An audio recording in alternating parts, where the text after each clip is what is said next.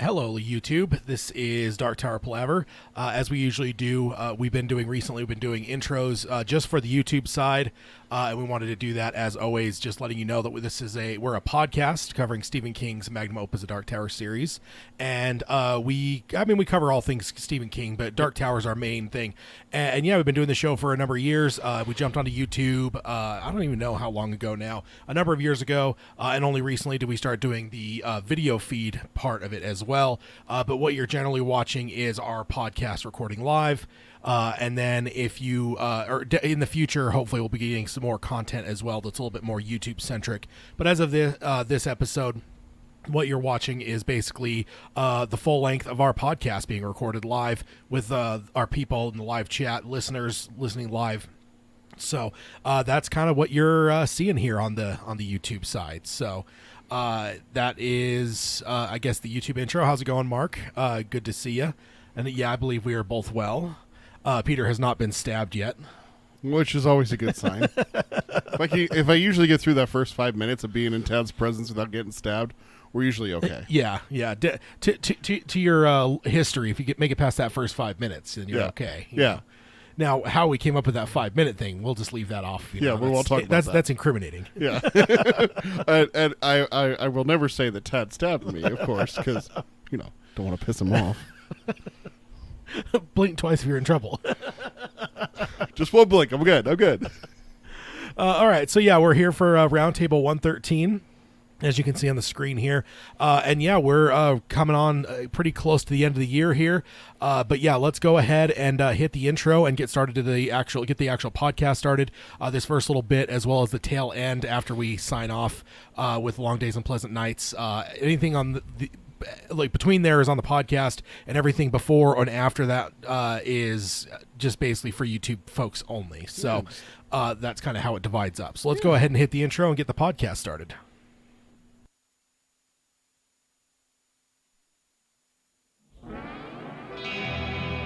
The Dark Tower by Stephen King. The man in black fled across the desert, and the gunslinger followed. Go then. There are other worlds than these. Death, but not for you, gunslinger. It's time we had our own Palaver, I think, and it's going to take a while. And yet, dauntless, the slug horn to my lips I set, and blew. Child Roland, to the Dark Tower came. We are content, one from many. Let the Palaver begin.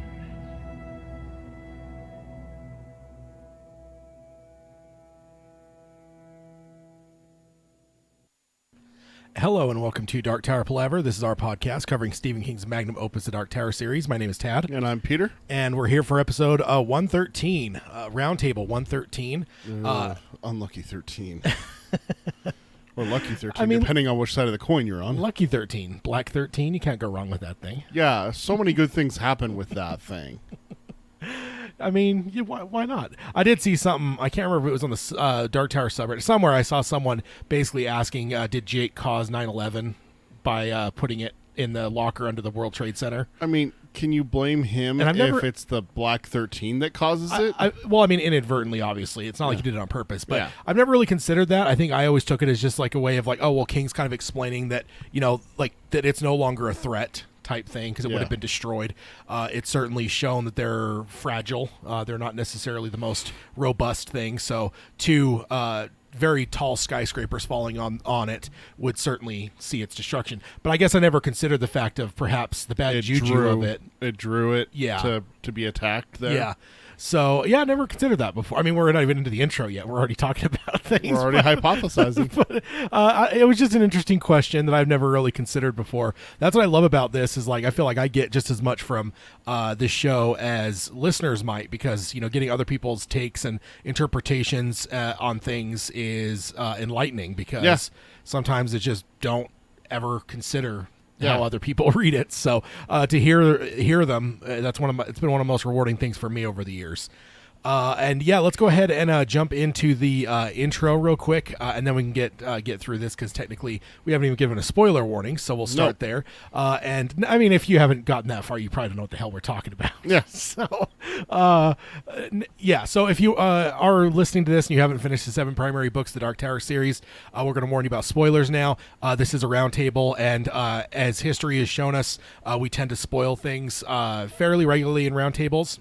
Whether it's the end of the whole series, the end of characters' storylines, the end of even the end of individual books, certain things tend to come up quite a bit.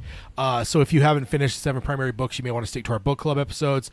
In those, for the most part, we stick to where we're at or before, and we don't give any spoilers ahead. Recently, we've added a spoiler section to our book club episodes, but those are self-contained to the very end of the episode, and we give you ample warning before we dive into that, so you can listen to the I'd say 95% of those episodes without worrying about spoilers.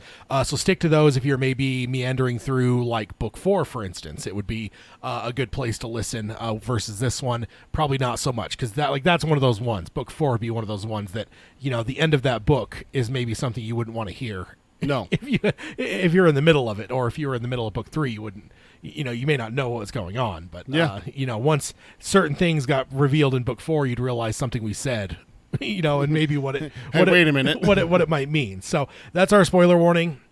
Next up, if you want to find us, you can find us on Apple Podcasting. You can stream us on Spotify or Stitcher, and you can find us on pretty much any podcasting service that's out there that we know of.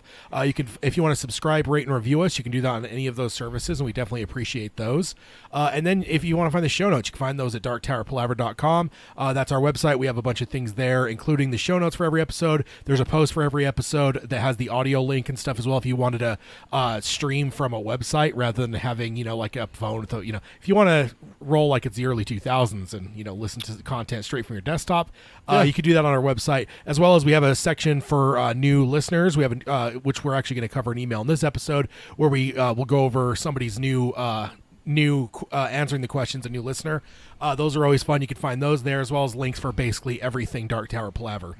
Next up, if you want to support the show, you can do that at patreon.com/darktowerpalaver. There's a few different levels you can support the show there, and we definitely appreciate that. And we have a bunch of fun little things that go along with that, including our Discord server, where somebody could stab Peter, as I like to stab Peter. Who was it that got me the other day? There was someone who threw something in there. It may have been a couple weeks ago. Someone threw something in there, and it's just like, this is just for Peter. And I was like, God damn it.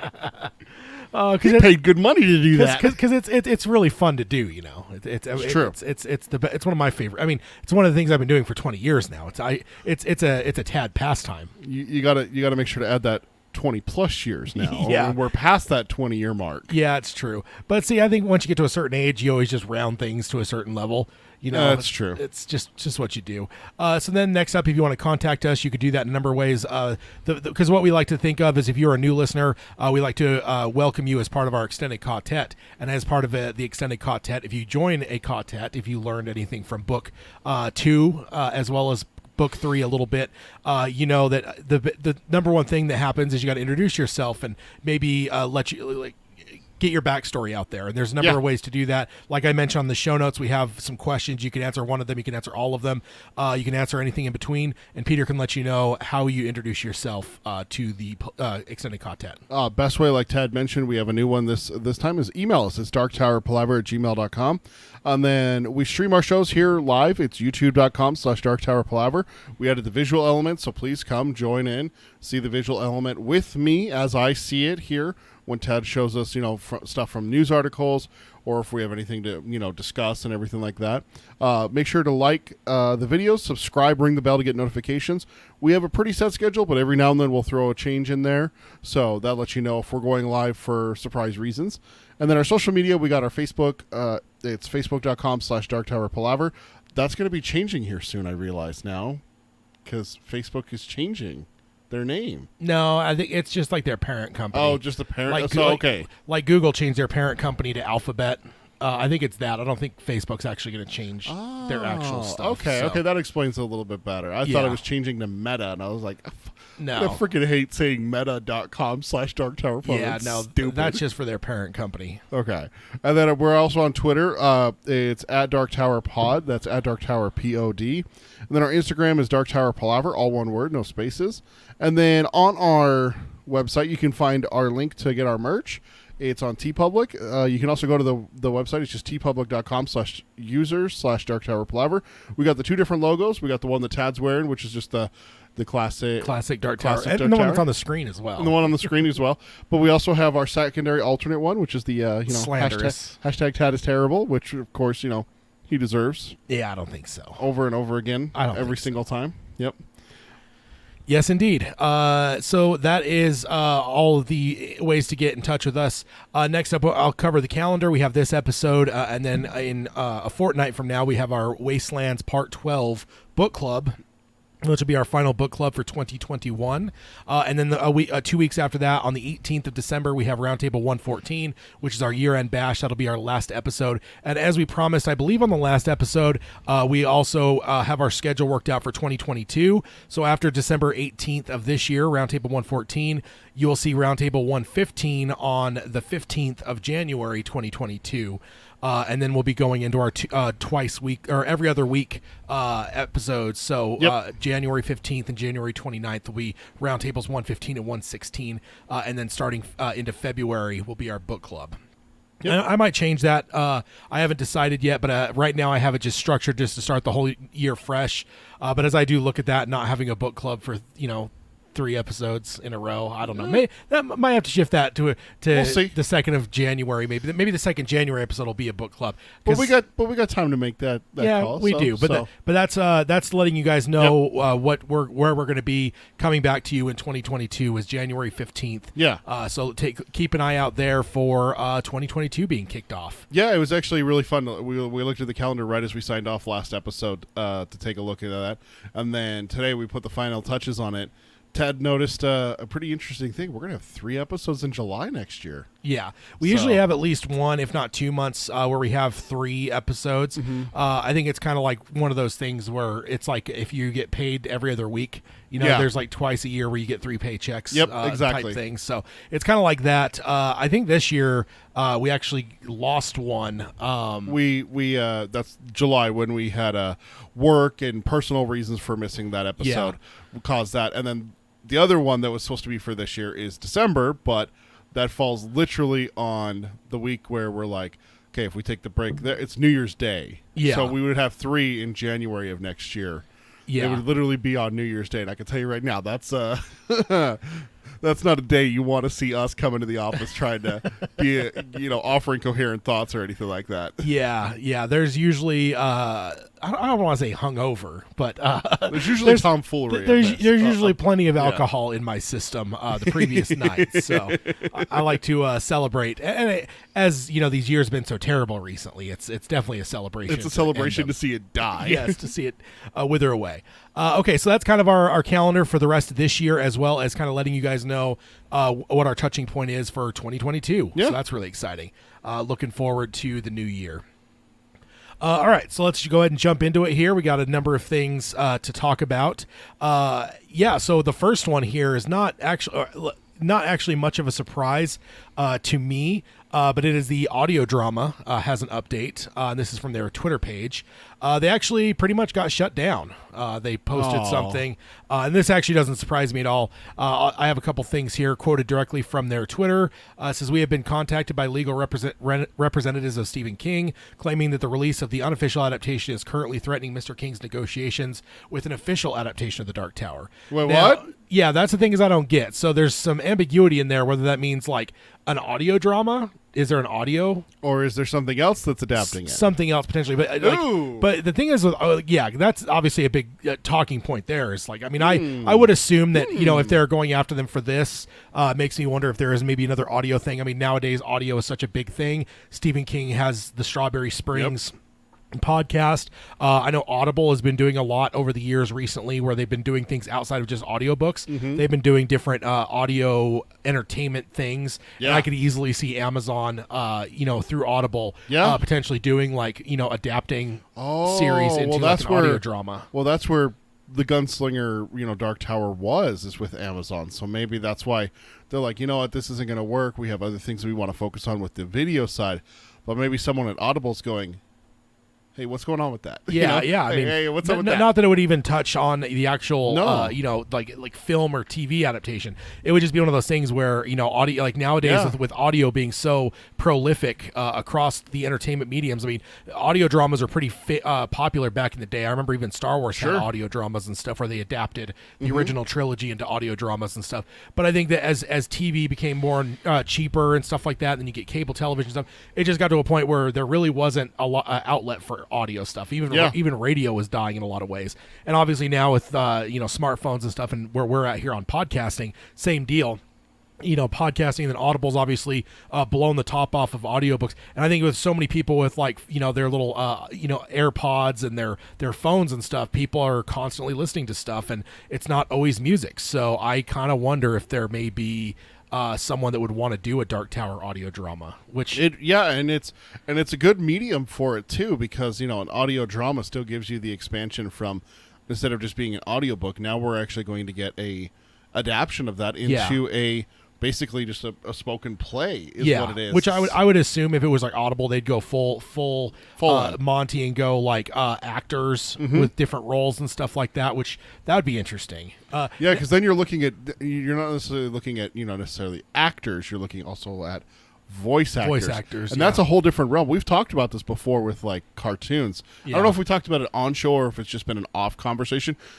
Spoiler alert, me and Tad have conversations up the wazoo. That's what led to this podcast. Yes. And this is one that we found out, I found out the hard way, is that, my God, there's like 20 actors that do 70% of the voice work. Yeah, most of them, yeah. Like, fucking hell, there's Tara, what's her name? Tara Strong? Is 8 different characters across the Batman universe. Yeah. Like, she's played Barbara Gordon, she's played Catwoman. It's just like all different kinds of roles and everything like that. Well, then you see them in there in like My Little Pony, and they're on SpongeBob, and there's just all these people like like across the board. Yeah, there's very few voice actors. I think I saw one once. I had an interview where somebody asked like, how do you break into the industry? He's like, well, a majority of the work goes to like 20 of us, so you got to be better than one of 20 of us to get a job. So and it's like, yeah, that's pretty much it. I mean, obviously that's been even getting harmed recently as big actors have been taking voice actor roles. That started with pretty heavily with Aladdin and Robin Williams taking the role of Genie, and that's been pretty big. I mean, obviously there's a lot of controversy about Chris Pratt playing Mario, which I will say I'm fucking pissed about too. It's an animated movie, right? Yeah, they're going to do an animated Mario, and like Chris Pratt, like why? Like the dude that's voiced Mario in the video games for the last couple decades, like why isn't he just doing the voice? He is Mario. Well, it's true. My daughter got all excited because an animated movie she wanted to see came to Hulu. Freaking Jake Gyllenhaal and Julianne Moore in it. Yeah. Like, what? Yeah. All I could say is if Dark Tower audio drama is an official thing that comes out from like Audible or whoever, Mark Hamill needs to play Blaine. Oh, for fuck's That's all I'm sake. saying. And we know that he does voice acting because he did the Joker in the Batman Arkham series. Yeah, and a bunch of other roles. Chucky.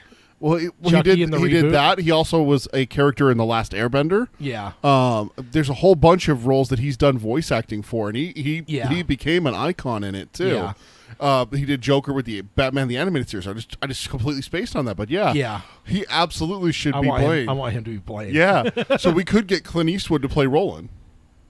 I don't know if his old weathered Grizzled voice in his like mid 90s now would pull it off. Plus, I don't know if you think he would even do that. In his mind, he'd probably be like, "What is this? 1913 when I was born?" Like, hi, Zach. Thanks for coming. Audio dramas, but yeah, I'm excited by the potential of what that might be. And then it says, Or then they go on to basically say that they're going to continue production without plans of releasing it anytime soon. And then they talk about reaching out to the company who ends up with the official adaptation and stuff. I think they have a hope that they might still have a chance to release it in some way. But yeah, definitely not something that surprises me. Just even if there wasn't anything else in the works, it's just one of those things like it's hard to do something like that without infringing on the copyright.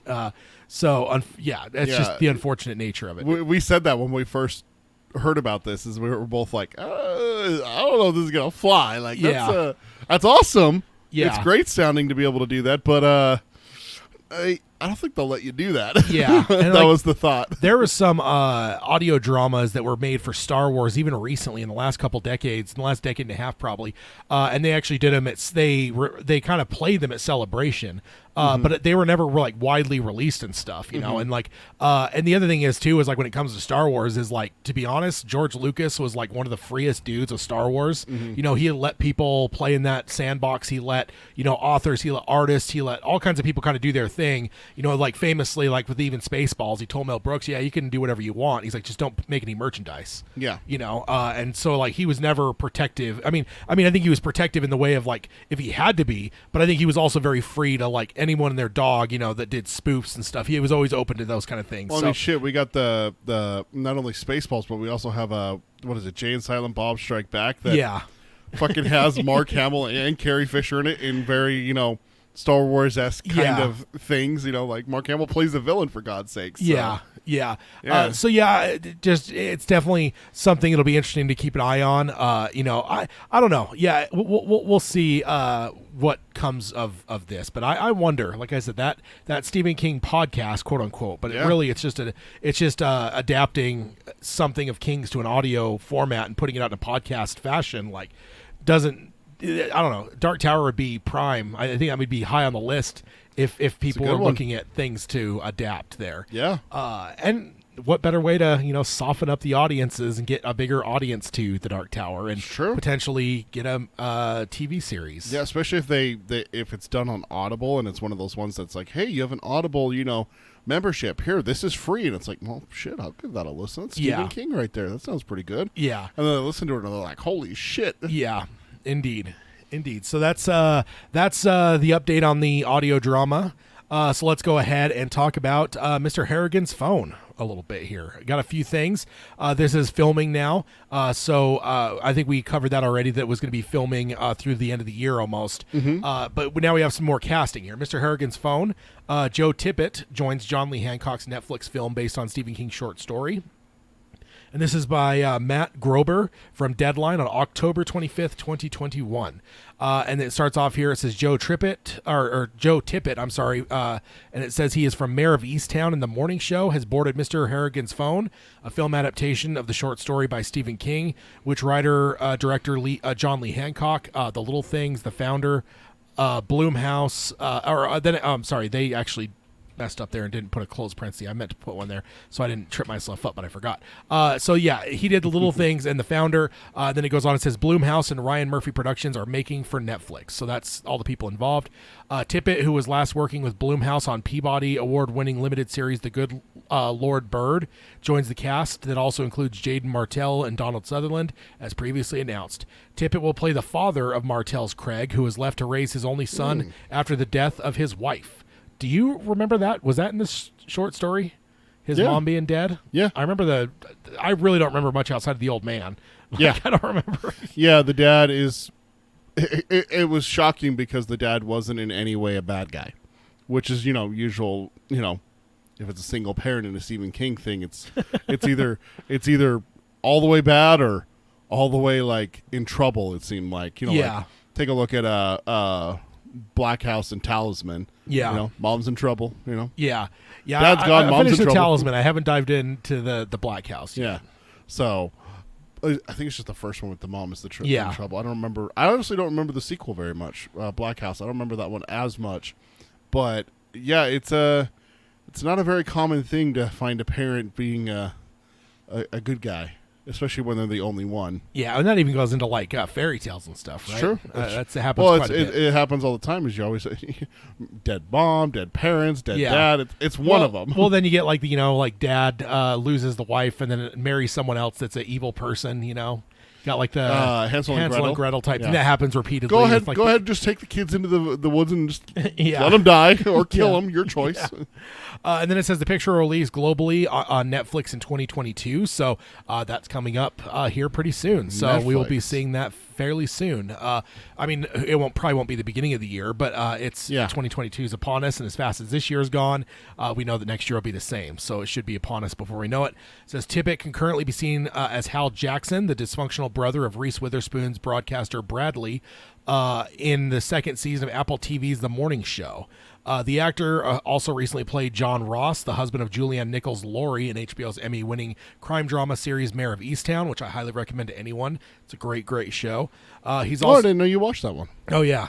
I fucking loved it. I think I binged it in like a weekend, man. It was too good. I couldn't stop. And then it says he also appeared on the TV side in Elementary, The Act, Dirty John, Rise, Chicago Justice, Bull, The Blacklist, Rise, and more. So he is now added as I just did it give his name, or did it just give the actor's name? It says playing his. I don't think it just said the it main just said- character's dad. Yeah, Tippett will play the father of Martell's. Oh, Craig. Craig Craig. is the kid's name. That's right. Okay, so that's that. And then next up, we are also adding someone else to Mr. Harrigan's phone. This is funny because it's the same guy writing for the same place, which is Deadline, but it's only 2 days later here. Mr. Harrigan's phone, Kirby Howell Baptiste, joins John Lee Hancock's Netflix film based on Stephen King's short story. Again, Matt Grober from Deadline from October 27th this time, 2021. It says Kirby Howell Baptiste, and then in parentheses says Barry and Killing Eve, is the latest addition to the cast of Mr. Harrigan's phone. And I will say I did skip the whole thing where it actually synopsizes the short story. I feel like we've talked about it a bit, but basically it's a story about a kid who starts doing some yard work for a rich guy, befriends him. The guy always gives him scratchers. He ends up winning, and with his winnings, he buys the old man a phone, and they end up kind of keeping in contact via text and stuff. And then when the guy dies, he slides the phone in the guy's pocket, and then starts to get texts after the fact. Yeah. So after the thing, so that's the basic rundown of it. I skipped it in both articles here. Netflix's film adaptation of the short story by Stephen King from Blumhouse and Ryan Murphy Productions. Hal Baptiste will play Craig's caring and concerning teacher, Ms. Hart. With Tippett portraying the boy's father as previously announced. And again, I don't remember the teacher. Literally, I may have to read that one again before this comes out because I remember the basic gist of it, but apparently I'm forgetting a lot of side characters that must have been involved that I think you don't remember much of If It Bleeds except for the part with Holly. I mean, of course, that's the main part. That's the part that I'm just pointing out a fact that you hated the rat. yeah. But could you tell me anything from that story? From which one? The rat. Isn't a guy trapped in a cabin? Okay. Why is he storm? From a storm. Yeah. Why is he in the cabin? Was he writing? Okay. Okay. Yeah. I have. See. This is what I think that a lot of it is that. We talked about also how long ago was that now? A year and a half or so. Was it that long with ago? the number of King books in between there, you have had later and other Summers, things that you've read as well, and other things that I've read. Yeah. So yeah, that's fair. It's fair. I'll retract. I'll withdraw. Oh man! So then it goes on. Hal Baptiste is a two-time SAG award nominee who will next be seen opposite Keira Knightley in Silent Night, an AMC feature film directed by Camille Griffin and produced by Matthew Vaughn. She also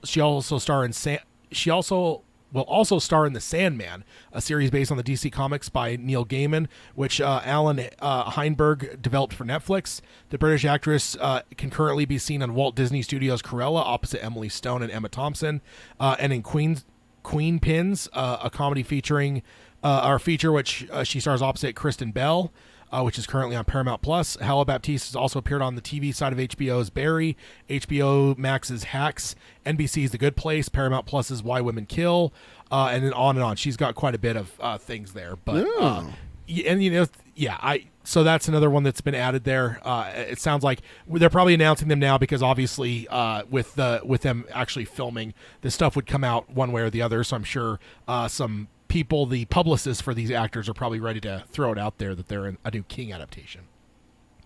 So that's that one. Now this next one is actually interesting because I was meaning to bring this up. I was going to bring this up either way.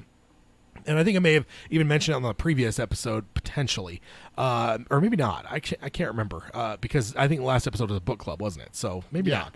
But this one is... Oh, let's see. Did I forget to do a slide for this one? Gasp. Hashtag Tad is terrible. Yeah, I did actually. I did not get a slide for this one. That's an earned one there. Because it gives me a little like a preview, and I could see from the preview what the next one is, and it's certainly not. It's not the right one? It's not this. And you'll see why once we get to it here. Okay. But this one, I will... I can just do it without a slide, but it's ultimately the article is titled "With Dune's Success, Can Stephen King's The Dark Tower Finally Be Properly Adapted?" And this is by Eric Eisenberg from Cinema Blend on 11/11/21. We've heard a lot from Eric Eisenberg, haven't we? Yeah. I think he's probably a King fan and does a lot of reporting for Cinema Blend on King stuff. Yeah. So we've covered a lot of his stuff. So it says this past Tuesday, science fiction history was made with news that Dune will officially be getting a sequel. The idea that Frank Herbert's brilliant novel is quote-unquote impossible to adapt for the big screen in its full scope has finally been dismissed, as writer-director Denis Villeneuve has been given the green light to complete his epic vision for the beloved book without any major compromises or cuts to the treatment of the source material. And it's funny because, as we dive into this article, I remember thinking the same thing. I was, probably 2/3 of the way through Dune, and I've never actually read Dune, so I'm not calling myself an expert. I remember watching the shitty Lynch version back when I was a kid, and it's pretty terrible. It's pretty bad, man. It's really bad. Yes, but I remember watching that as a kid, but I remember 2/3 of the way through this new one, I was just watching. I was just kind of amazed because it's this is really off the beaten path. This isn't as popcorny and stuff. This is I don't even know how you explain it, but it's definitely weird. It's out there. Obviously, Dune's ingrained in the cultural zeitgeist, but it just isn't your normal thing. I couldn't imagine a studio was super happy to dive into this and put in the kind of budget with it, especially with all the sci-fi that's been flopping recently. I mean, even the same director here did Blade Runner 2049, which is a great movie, but that one did not do well financially. A lot of sci-fi has been flopping recently. So I can't imagine the studios were super confident in this, but it actually did really well.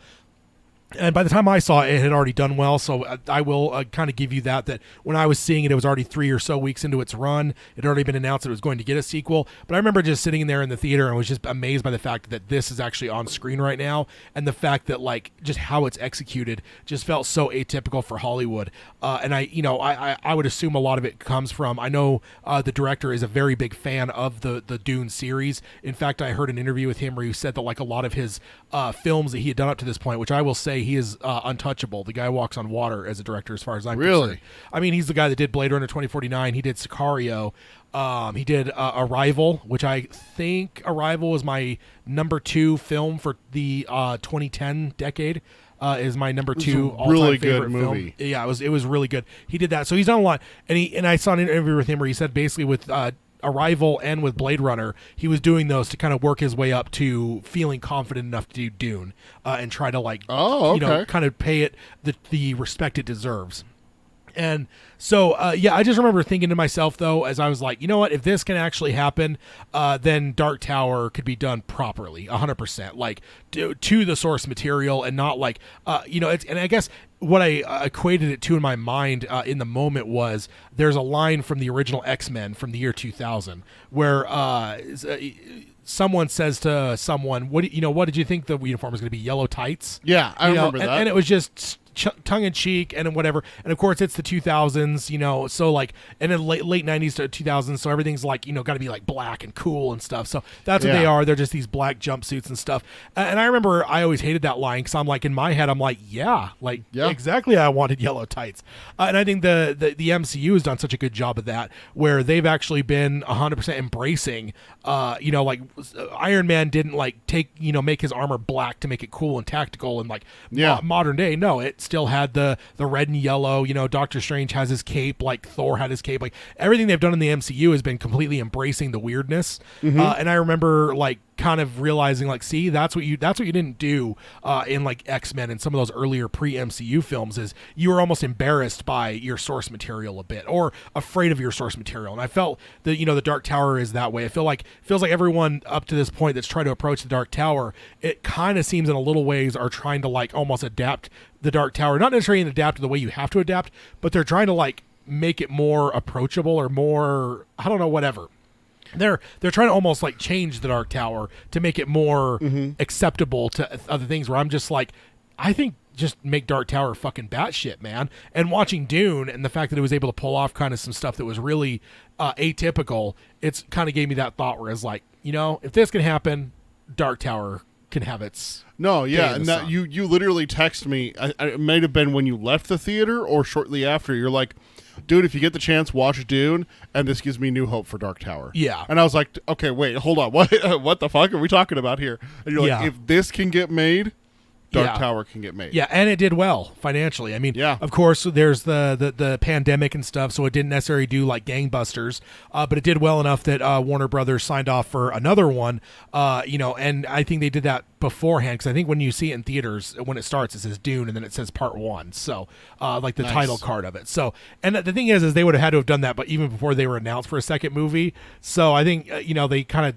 threw that in there, even if it ended up being a one-off, like it always would have had that Part 1 in there. It's not like Empire Strikes Back where he puts in, or Episode 4 gets put onto Episode 4 and A New Hope get put onto Star Wars on the first home video release, but not in theaters. Yeah, when it first came out, it just said Star Wars, and there was no episode, no nothing. It was just called Star Wars. That's why you get a lot of older people that will only call it Star Wars, and that's true. And they'll tell you to go to hell with A New Hope and Episode 4 and all that stuff. So it makes me excited. I wish that I would have been able to catch Dune before it left theaters, and I unfortunately canceled my HBO subscription like a fool. So I'll have to wait to see it, but I'm excited to see it.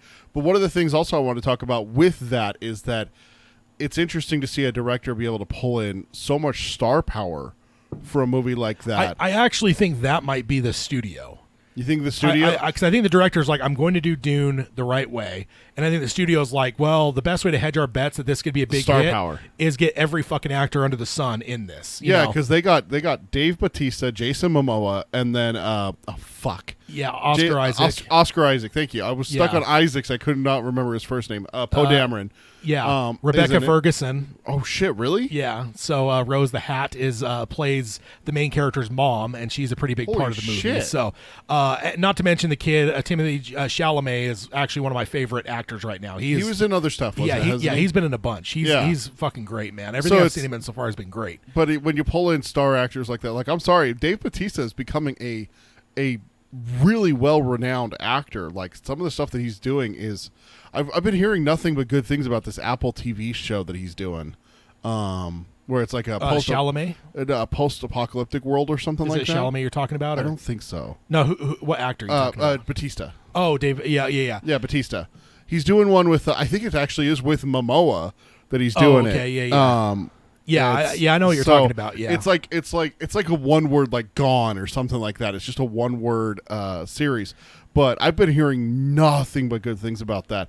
It's actually one of the reasons I pulled it up just because I knew I was forgetting some. Stellan Skarsgård. I couldn't think of his name. Oh shit, we got a Skarsgård in it. I mean, it's the one that was in Chernobyl and the MCU. So Daddy Skarsgård. Yeah, Daddy Skarsgård is in it, and he does a great job too. Josh Brolin.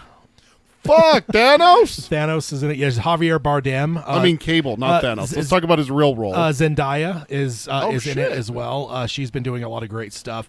But there's a lot of killer actors. Dave Bautista, you already mentioned. I was pretty happy with it overall. But I personally think that might be a studio thing where they were like, let's just put every fucking actor in here. Let's get some big names and draw and we'll see what kind of draw we get. And I could be wrong. I just suspected that. C is the show I was thinking of with Bautista on Apple Plus. Okay. I knew it was just like a one word name like that. So Alan in the chat says Heil Alan. He says thought the same thing watching Dune. Then he throws in an emoji there just for you, Peter. No. And then he says it's space spear. Space spear. And he says Shakespearean joke. Yeah, so I ultimately I will just agree with what Eric's saying here, because I remember thinking the same thing when I was in theaters. And again, sorry if you're just joining us, I don't have a slide for this. Somehow I dropped the ball on that. I don't know. And like the funny thing is, I remember in my head thinking to myself, because like I don't think the article had a actual a header.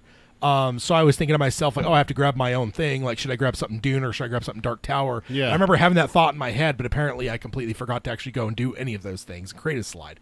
And he says, so let's talk about Stephen King's The Dark Tower.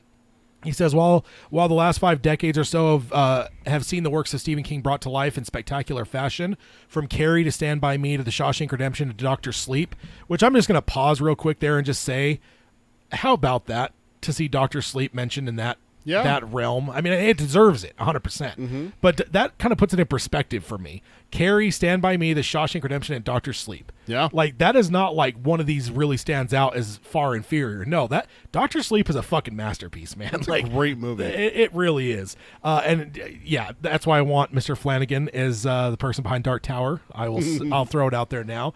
I'm going to throw that into the universe because that's what I want, Mr. Flanagan doing the Dark Tower. But yes, I just had to pause because Flanagan only does horror. And then there has been some news on him recently because he has another show coming out, and people have been asking about, like, why isn't it the third Haunting series and stuff, because it's a series for Netflix. And he's like, because there's no ghosts in it. He's like, it's like there's no way for it to be part of the Haunting thing. But either way, I will watch his career with great interest. Anything that he does, I will be there for. Then he goes on and says, the great exception has been the author's magnum opus, the author's magnum opus, The Legend of Roland Deschain, which unfolds across 9 novels that were released between 1982 and 2012. Hollywood has definitely made efforts to adapt it. It is most recently being a television series developed by Amazon that ended up being abandoned. However, to date, the only iteration to actually make it through production through the production phase has been Nikolai Arcel's 2017 film. There's an effort that barely scratches the surface of what the Dark Tower should be in live action. And then in parentheses he says, and that's probably the nicest thing you'll get me to say about it, which I do appreciate the fact that he's not just hitting really hard on it, because I mean, like we've mentioned it many times here, like it's not perfect by any means. There certainly could have been a better version of the Dark Tower, but personally I don't hate it, so like some people do. But quick question, how many Dark Tower novels? I'm thinking he may have been roping in the short story, Little Sisters of Illyria. Little Sisters of Illyria? I'm thinking because that's the only other outstanding Dark Tower story. So I'm thinking he's probably just jumbled that together. I was sitting there counting in my head. I'm like, wait, I'm at 8. Where did I miss something? Did someone not tell me that the Battle of Jericho Hill come out and you didn't tell me? Because I swear to God, I'll come across his desk if you did. That'd make for some good content. It would make for some good content, and I'd end up in prison. Podcasters fight to the death on live stream. Yeah, I got wind through the keyhole. That's the 8th one, but I was just trying to figure out what number 9 was. Yeah, but I guess Sisters. And ultimately, he's wrong there, though, right? Because he does say 9 novels. That's why I was like, wait, Little Sisters is not a novel. It's a short story, right? Yeah. Okay, maybe novella. Can you tell me the difference? What the hell's the difference between a novella and a short story? Usually, you have like chapters, and like you've read The Mist. I think I did. So it has chapters and stuff, but it's not like a full-on novel. Like, a novella is usually going to be, it's going to read like a novel, it's going to have chapters and stuff, but it's going to be longer. Short stories, a lot of times, you may not have chapters. So novella is a short novel, but a short story is just a short story. A shorter novella. So it's short, medium, and long. Yeah, pretty much. That's and in Stephen King's case, long. For some of them. Yeah. Then he says, now looking at the success of Dune, one has to wonder if there is potential for things now to be different. There's no question that executing Denis Villeneuve's vision was a gamble, but now that the gamble has paid off, one hopes that it might be possible that the studio could take a similar risk in bringing the Dark Tower to the big screen and beyond. And he says, unlike Dune, what makes the Dark Tower series such a complicated work to adapt isn't really a matter of practicality, which is to say that it isn't that the production would demand an extreme visual effects budget to build worlds unlike anything represented on Earth. On the contrary, while it certainly does get heavy into science fiction, it also is heavily steeped in Western aesthetics. And he says, in parentheses, a notably low-budget genre. The challenge rests more in the extreme demand for long-term commitment. Making a proper live-action incarnation of the Stephen King's epic will require any studio to make it in making it to develop adaptations of every single book. And there's no question about it. That's a hell of a lot to ask. And I will, and I even paused there and just thought to myself, what's the last time we've seen a studio just basically commit to something big with multiple novels? And maybe Harry Potter. Wheel of Time. We don't know on that. That's not It's really. out. Yeah, but it's not committed to that they're going to go long term with it. Harry Potter. Harry Potter, Hunger Games. But Hunger Games, Harry Potter. But Harry would be Potter the- was like such a massive hit, though, that it's like there was no gamble there. Yeah. You know, like, I mean, Lord of the Rings even had a hard time. They've had to fight because originally they were being pitched to do it in one movie.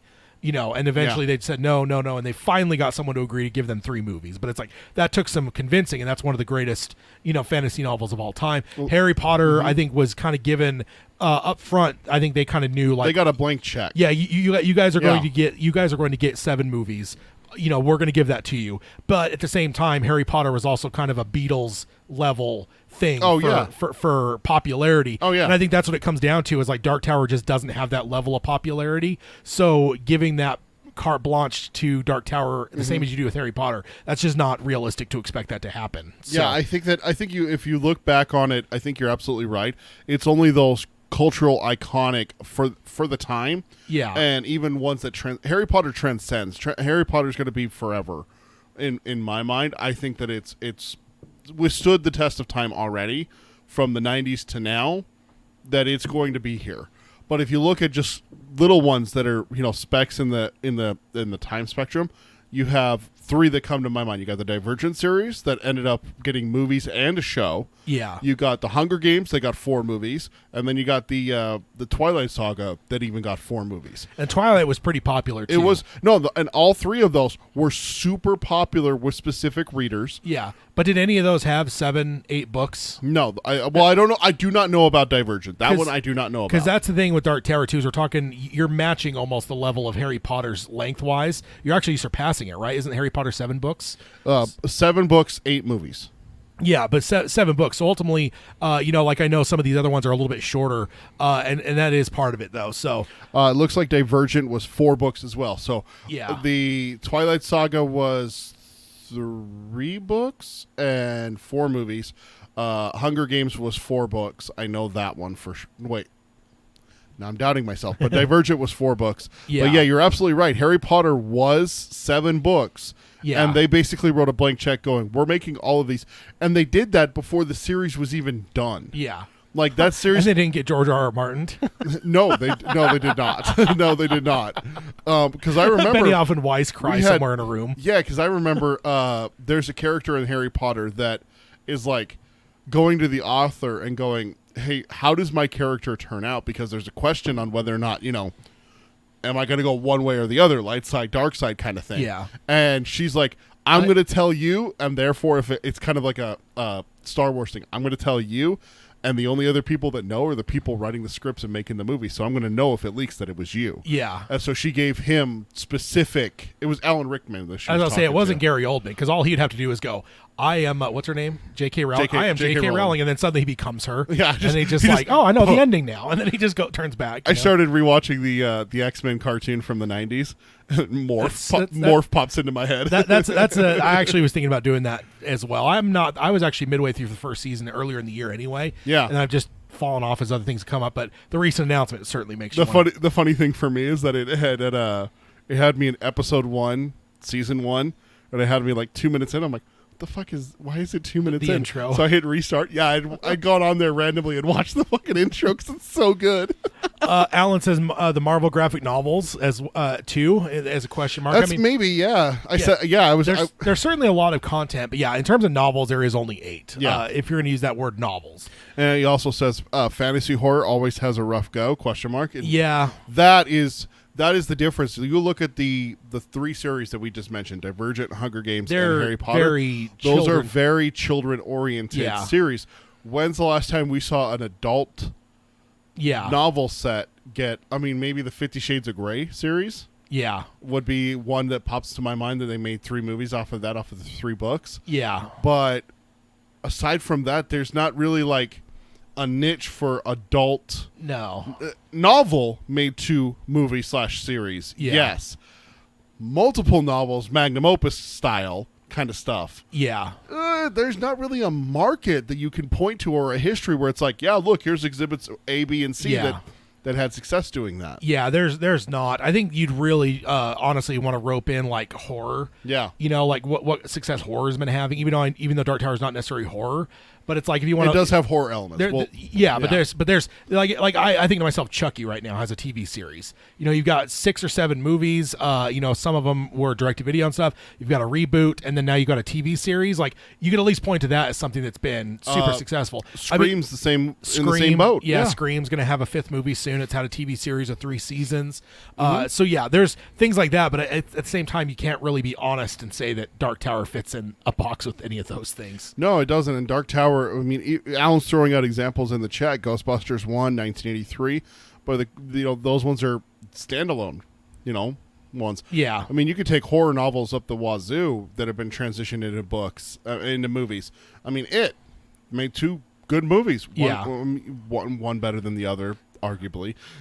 Not arguably. Yeah, I love them both. Man. I love them both. I had some issues with the second one. I think Yes. it got a little bit long-winded when it didn't need to. They should have Yeah. cut a lot of the kid shit out and just Yeah. let it be the adult story. But Like, it seems if you make a commitment to split the story in half and you're just going to split it cleanly in half, then fucking commit to that and just make it the adults. Yep. Like, don't do this whole we're going to then have to try to de-age kids that are going through puberty Yep. and stuff like like that. No. Yeah, that was my only thing that kind of bothered me. And Yep. you could have cut it down to like a 2.25 hour, 2 hours and a Yeah. quarter type thing, not almost 3 hours.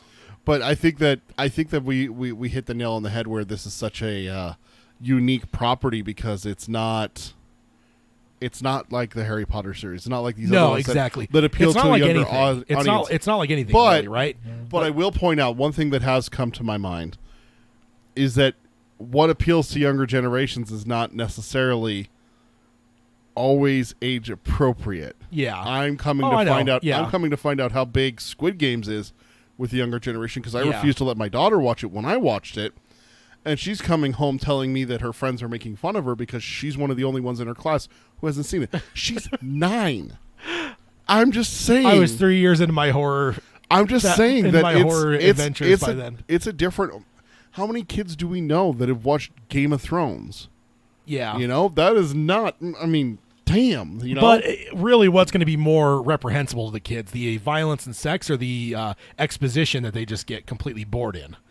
See, that's the thing. Think like yeah. the scenes that we love, where it's like just characters in rooms talking about the politics and the backbiting and all this stuff of Westeros. Like, yeah. dude, a kid would just get glazed over in that, and they'd just be like, "What the fuck is this?" Which is some And of that's your favorite parts of the show. Like that's like the strongest stuff of seasons 1 through 5, and most kids would not be able to track with that. They don't give a shit about that. They care No. about the guy who got his eyes gouged. Yeah, out. they want to see like someone's head squished or a Yep, dragon yep. eating someone and Yep. stuff like. And you like think about it. There's not really much of that until you get into like season 6 when it's like after they got massively successful. Then suddenly they're like, okay, here's a blank check for the series and Yeah. stuff. But Alan says that his boy saw Game of Thrones before him. So, I think that, and that goes back to your thing that you were saying also is that that's what they kind of are wanting to do. What they did with the movie is they wanted to change it to fit that narrative that the younger generations can stay up with it if they make Yeah. it, cool. John Wick shooting and everything like that. yeah, We can have a cool shooting scene with Roland and Eddie and Jake and Susanna without making it John Wick style, yeah, which would appeal to us, but would not appeal to a 10-year-old kid yeah, watching it. yeah. And that's where the problem with Dark Tower is. It's right there in that niche it's not going to transition pretty well. It's not gonna. It's never gonna fit cleanly in any of the boxes that Yep. the studios are looking for. And that's the problem is the studios just don't understand that. If they gave them a blank check like they did with Harry Potter, I'm pretty sure that if you got someone... If you got Mike Flanagan, and I wanted a TV series, I don't want movies, man. No. Just give me a TV series. Get Mike Flanagan on the phone. If you're Sixers, Netflix, yep. you're already, you and Mike Flanagan are already, tied at the hip. Yep. You're Netflix. You're just going to go, hey, we're giving you 7 or 8 seasons to do the Dark Tower, and here's a blank check. I don't know if I want Mike Flanagan then. I do. I want Mike Flanagan as a showrunner. I don't want him as a director.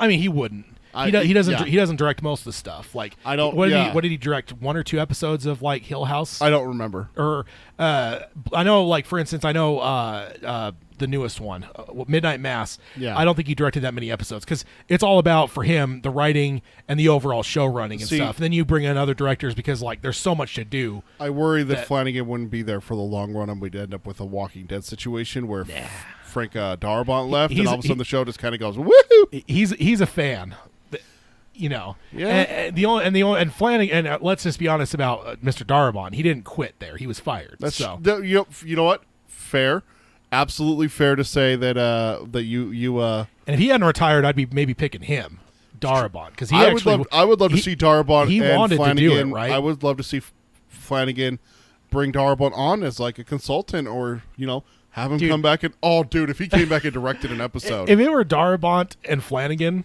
doing a King adaptation, Oh my god. Oh my god. Oh. Okay, here's the question for you. Let's just throw the Dark Tower series.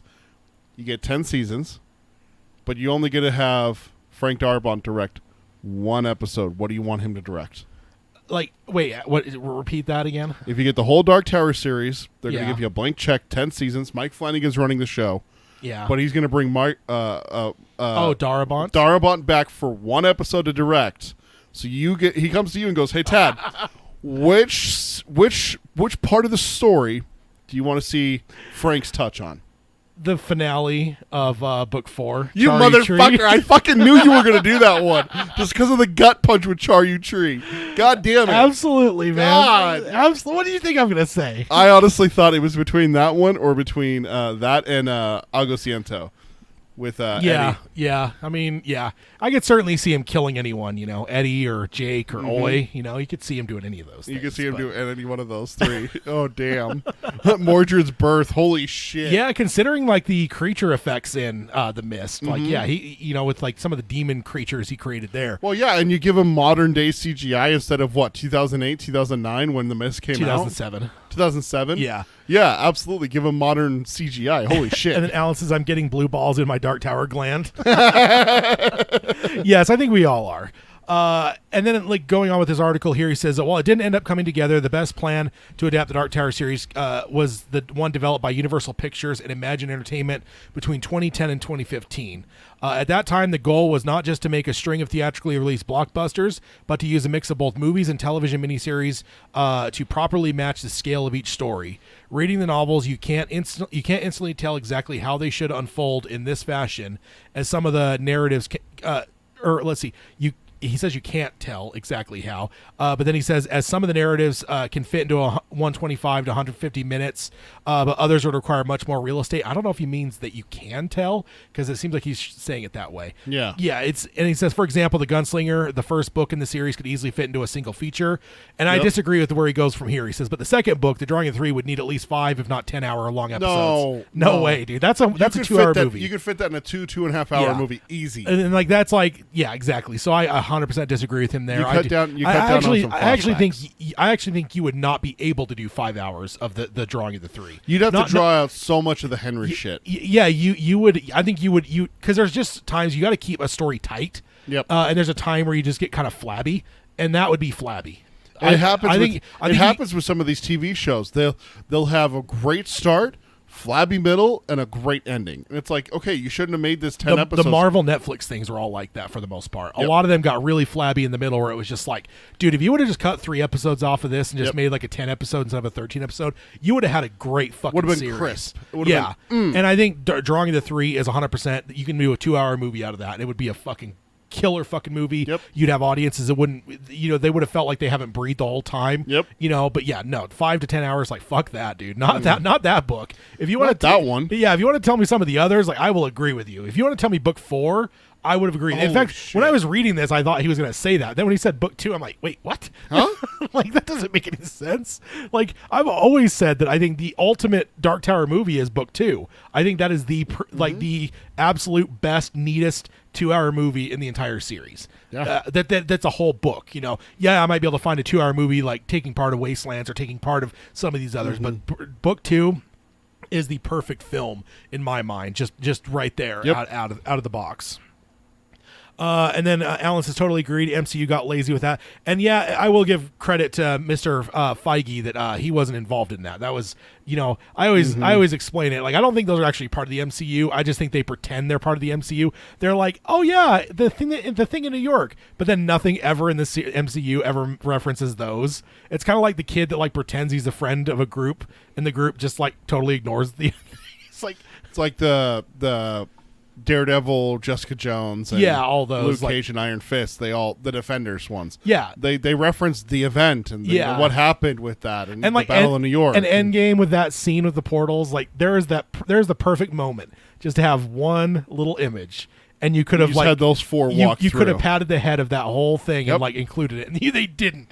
And it's just like they had the properties at that point. Yeah, it's like so. It's like come on, man. So yeah, it's there's a whole power struggle behind the scenes that almost had Feige quitting, and part of the was the guy that ended up staying over the TV realm and did those Netflix shows. So I don't think Feige ever considered those part of his thing. But yes, I agree. Those got really flabby as he was saying, but.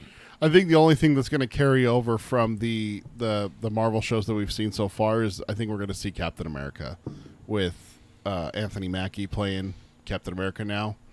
I think that's the only thing that's. I mean, those ones are MCU. Yeah, it's just the Marvel stuff. The Netflix stuff. Okay, I was going to. No. I'm talking the Netflix stuff. Okay, I thought you were talking about the Disney Plus shows. No. Damn, no. Those are actually part of it all for sure. But it's all the Daredevil and all those other ones that were like, no, those. I was confused whether you were meaning those ones. So No. Okay, my bad. No, but no, yeah, absolutely. You never see anything with Daredevil, Jessica Jones, Iron Fist. None of the stuff that they created. You don't even see the hand has never been mentioned once. No. So, and you would think that with like the 10 rings, the hand might have come up, considering they're both the exact same freaking thing, where they're both secret organizations with ninjas that, kill people, assassination style. Hand. I always like the foot myself. Speaking of the foot, that is a beautiful fucking statue that you got. Dude. It's not on camera. I know. I'm sad that it's not on camera. Got a shredder. Yeah, I got a 1/4 scale shredder from the Teenage Mutant Ninja Turtles movie, the live action, the original movie. The one where it gets dumped in a dumpster. Yeah. Squish. So going on here says, and this next little bit here was actually kind of a revelation for me that I never really thought about. It says, it was when the blueprint fell apart that the Universal Pictures let the Dark Tower go to Media Rights Capital and Sony Pictures, resulting in a sub 90-minute 2017 movie. But what must be recognized now is that despite only 4 years having gone by, we are now effectively in a new era of filmmaking. Studios are now aiming to both make blockbusters that will hopefully pull in hundreds of millions of dollars at the box office, and also build out content libraries for their proprietary streaming services. If committed filmmakers were permitted the ability to pursue a strategy similar to what Universal and Imagine cooked up a decade ago, Roland's Quest could be part of both those channels. And in my mind, I want to say that there was at one point I thought they were saying that there was going to be a Dune series as well, like TV series. But one that comes to my mind is I know that Matt Reeves is developing a TV show for HBO Max for the Batman. It's a new animated series. I thought there was a live action one in the works. Matt Reeves and it's based on their name. The two guys that did the Batman the Animated Series. Okay. They are doing a new animated, and it's everyone's trying to extend stuff out now to where it's like, cool, we got a movie, but we're also going to, so it's kind of weird, but it's like, in a way, Dark Tower is before its time. That Universal idea for Dark Tower was before its time. At the time, that seemed like unprecedented, never been tried before. We talked about it at length because that was still pretty fresh when we started our podcast. It had been passed on, and we weren't going to move forward with it anymore. But it was still very new when we started our podcast in 2015. Yeah. It was a pretty fresh idea, and so I think we talked at length about it. But like that is now kind of what studios want. They want something that they can kick off we keep calling it a tentpole production. Yeah, where it's okay. Here's an example for that, and I know that you probably haven't watched a lot of this stuff or even played it. Man, the MCU has launched a huge kids show thing on Netflix and other streaming now on Disney Plus, where you just see little shorts, 30-40 minute long videos where it's Lego Spider-Man and Lego Deadpool getting into shenanigans, all based off of like MCU stuff. This wasn't made before the MCU got Spider-Man. This wasn't made before Fox did Deadpool. Disney realized that they had the certain rights to these properties, and they started making these little animated features. They have Lego Marvel games that have X-Men in them and Captain America and Iron Man as the leading guys, and we talked about this before.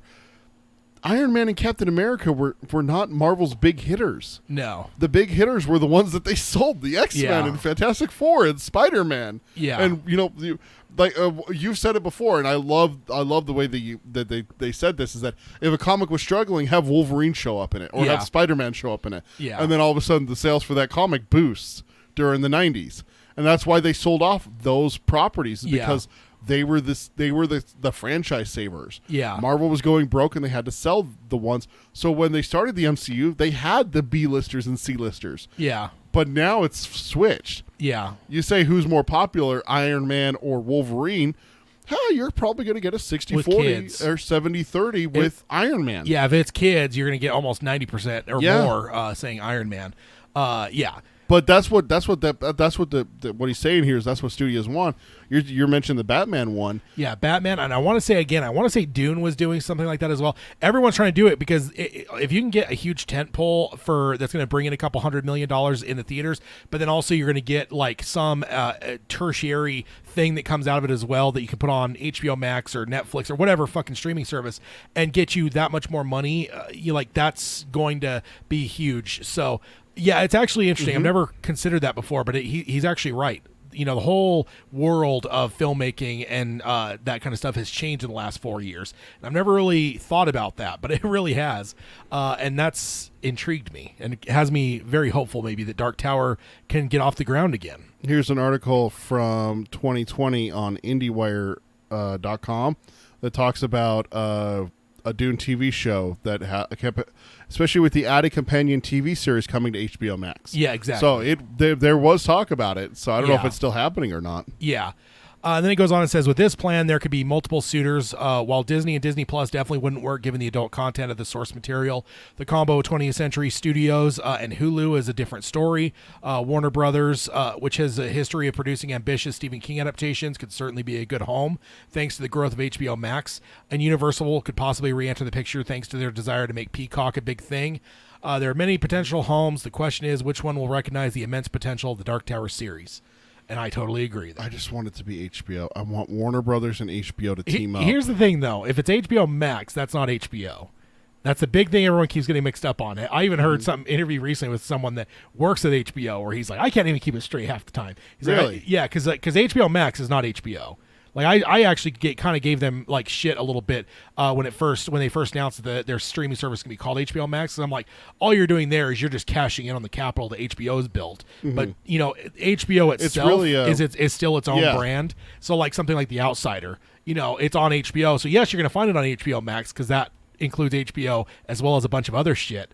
But yeah, like 'cause it's Warner Brothers, isn't it? Yeah, so if there's certain things that are coming on HBO Max that are not actually under the HBO banner, I'm not going to assume they're going to get the same quality, guaranteed quality that HBO has. Like you're not getting The Sopranos, The Wire, The Outsider, Band of Brothers. You're not Yeah. getting those kind of things off HBO. At least right now, we'll see. But I'm not going to count on it because HBO is a very well-oiled Didn't machine. they do Watchmen on HBO Max? Wasn't that? No, that was HBO. That was see, that's HBO. That's what you're talking about. Yeah, Yeah, exactly. see, I see what you're talking but see, about. the HBO Max, like the AT&T, the people that own it were smart because they want to create that convolution. They want to make everyone think that anything that comes out there is maybe going to be HBO quality. It's like, Right. no, it has to be under the HBO banner. As in, if your parents that still have cable and have HBO, if they turn it on and watch something, they're watching HBO. If it's on HBO Max as well, then it's cool. Like that's the difference. So I want Dark Tower on HBO, not just HBO Max.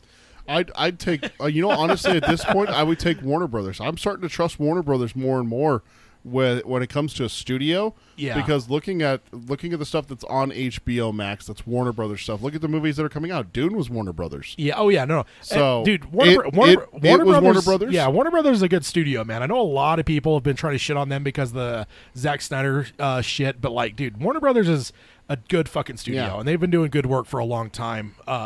And yeah, I'm not going to get into the whole Zack Snyder thing, but that's a lot of people have been really trying to hound them and make them out to be this bad studio, but they're absolutely not, dude. They've done some good stuff over the last number of decades. Well, I mean, hell, they're the ones that did Harry Potter. Yeah, I mean, they made a lot of money on that. They made a fuck ton of money on that. They just announced a fucking Harry Potter reunion thing they're doing for HBO Max. Oh yeah, so yeah, naturally bringing back the actors to talk about what it was like. Because fuck, dude, 20 years ago, Harry Potter's first movie came out. It's like, oh, look at that lamp is just standing there. Oh, wait, that's Gary Oldman. It just turns into Gary Oldman. Hello there.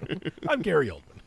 Then it goes on here, finishes up, says Dune, of course, is not the first adaptation to reject the, quote, impossible stamp.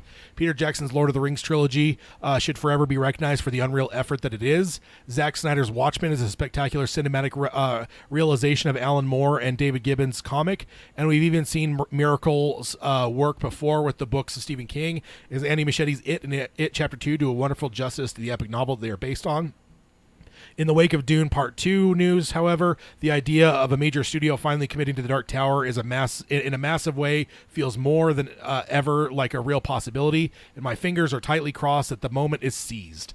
And we agree. What I'm hoping, what I hope happens is that someone at Warner Brothers or HBO or someone along those lines, or maybe like he says, maybe Universal or Netflix, someone looks at, Dune success and then looks at, well, what's other fantasy stuff like that? Yeah. Shit, Wheel of Time's doing really well on Amazon Prime. And that's shit. What else is there? That's oh fuck, Amazon Prime passed on this thing called Dark Tower. What's that? Yeah. Oh shit, and that's a 7-part. Fuck, let's cash that cow. That's what I was thinking about, like with the Wheel of Time just starting and stuff. Is like, where do we as Dark Tower fans sit on that? Like, I'm not keen to watch it overly. I haven't read it or anything. And there is part of me where I'm just like, that's part of the reason that Dark Tower's. Is it gonna get the Rush Hour 3 treatment? But at the same time, if that does well, that does open the door for Dark Tower. So it's kind of a weird. It's a double-edged sword. Yeah, it's kind of a weird thing where it's like, I was gonna say, like I said, is it the Rush Hour 3 treatment with me and you? I have no idea anything about Rush Hour 3. Yeah, it's the They decided to make Rush Hour 3 instead of making Meg back in the day. Oh, I have no. You don't remember that? No. Well, there was a time right after high school. Tad and I liked this book series called Meg. It's about Well, it's been out now. The movie came out. They finally made a movie Meg. about the Meg. Yes, absolutely. With Jason and a Statham. second one's coming out. Oh, are they making a second one? Fuck yeah, dude! But it's about excited. ocean. What's it called? Oh, deep sea diver with the Navy, where he encounters a megalodon, which is an extinct huge shark. Well, extinct. But in the book, they're down in the Mariana Trench.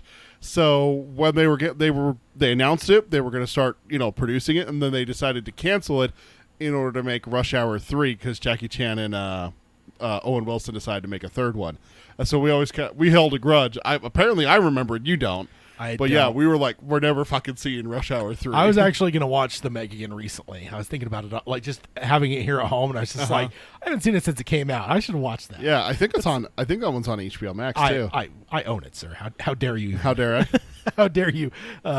So let's go ahead and jump to the next article here, and this is the one that I mentioned. I could tell from the little image here that it wasn't the right thing. And this one is creepy clown terrorizes people on streets, leaving Brits stuck at home for Halloween. And I got a good little. Actually, you know what? I'm sorry. There is two. I have another picture there. So I'll start with God. So this is by Lee McManus from The Mirror on October 29th, 2021. It says a terrifying clown is on the loose around Kent seaside towns, terrifying local boozers, motorists, and anyone brave enough to be on the streets, which I've loved the fact that they actually say boozers. Boozers. Oh, man. It says the man is dressed as Stephen King's Pennywise from the novel It. It has been caught on video in Margate, Kent, terrorizing locals and become a bit of a local celebrity.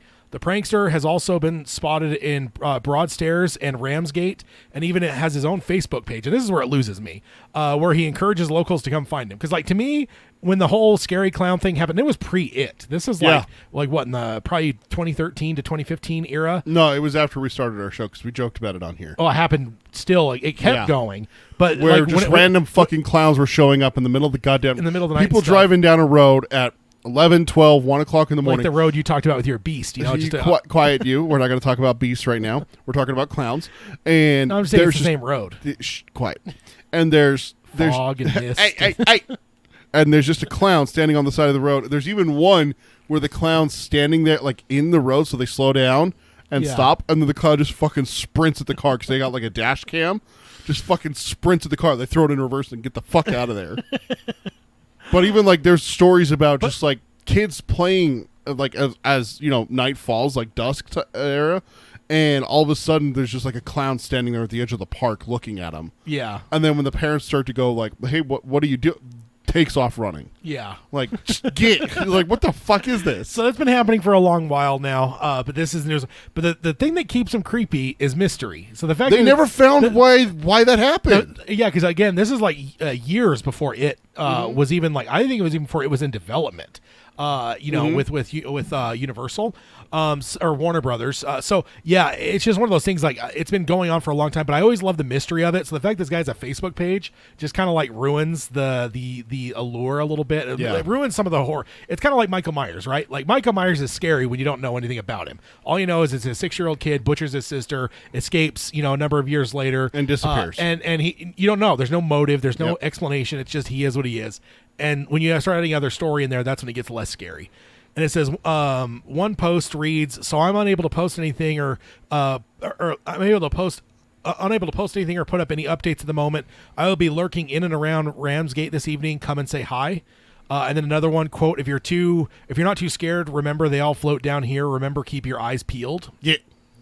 In a video posted on the page named Halloween Thane, he is seen banging on a pub and local businesses' windows and terrorizing motorists, even waving creepily at police.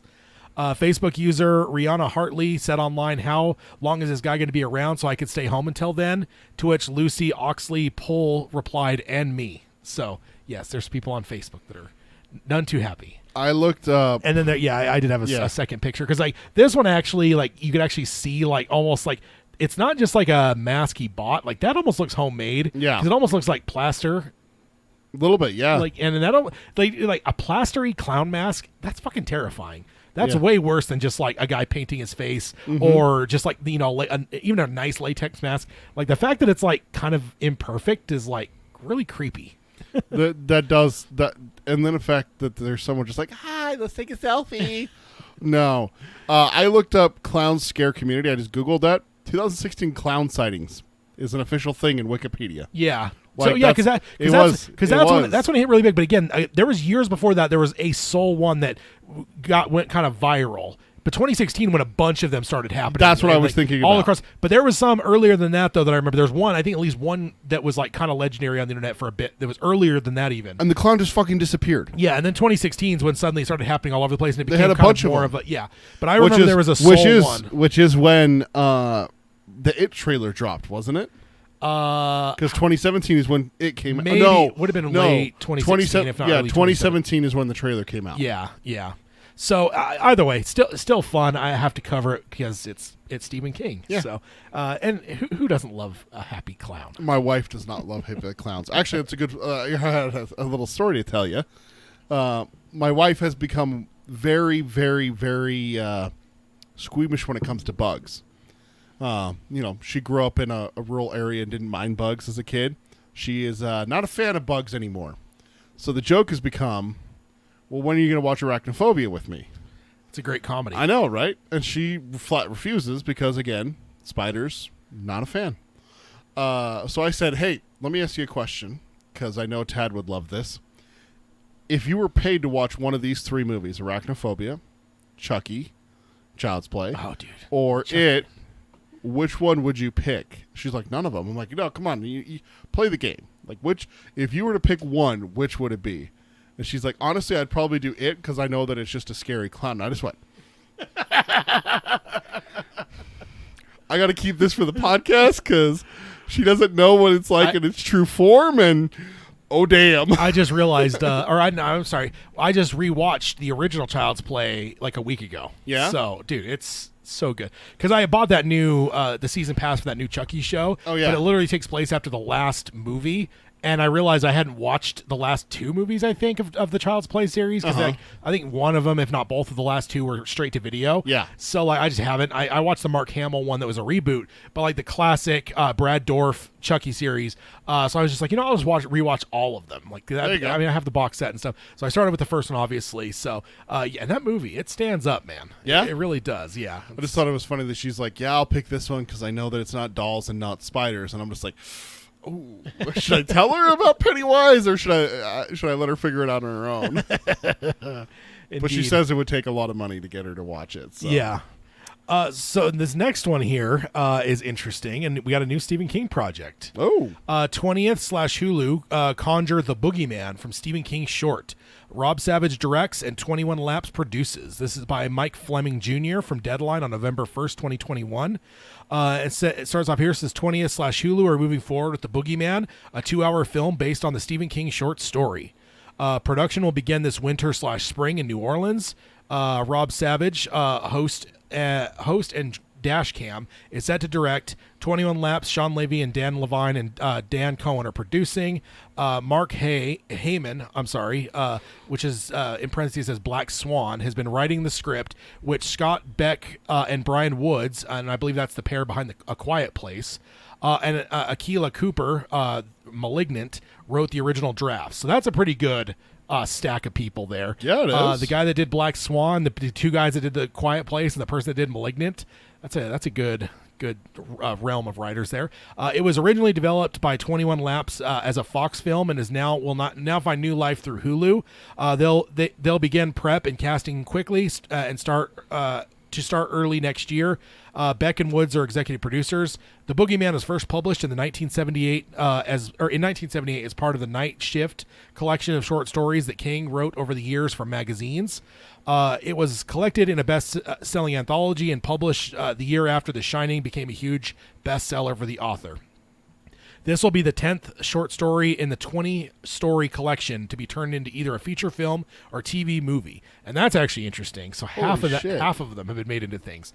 Among the others are Children of the Corn, Maximum Overdrive, The Mangler, and Sometimes They Come Back. So then here's where we get into the synopsis here. If you haven't read The Boogeyman, which I have not. The original short story was truly scary. Alan says he's getting an audio thing from you. That's what he says. Getting an audio thing from Tad. Alan, let me know what you're talking about. Go on, Tad. We'll see. Yeah, I'm not sure. Yeah, I don't know. I don't know if anything's changed. But it says is truly scary and deals with a man's visit to a psychiatrist where he recounts how his children were each killed by a sadistic presence, the titular character. Here is the log line for the film. Still reeling from the tragic death of their mother, a teenage girl and her little brother find themselves plagued by a sadistic presence in their home and struggle to get the grieving father to pay attention before it is too late. Oh, geez. So that sounds like a Child's Play-ish thing. It's like kids trying to get the parent to actually pay attention. It's like something repeating and distortion. There must be something wrong on the YouTube side.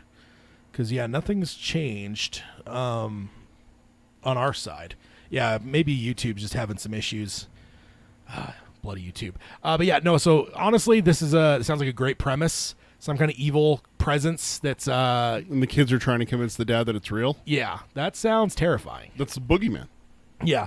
He says it's better now. Good. Savage, Thanks, Alan. Savage most recently directed Blumhouse thriller Dashcam, which premiered at Toronto and recently played the London Film Festival and Sitges. That's a new one here. So let's go ahead and take a look at the big old chart here that we have added.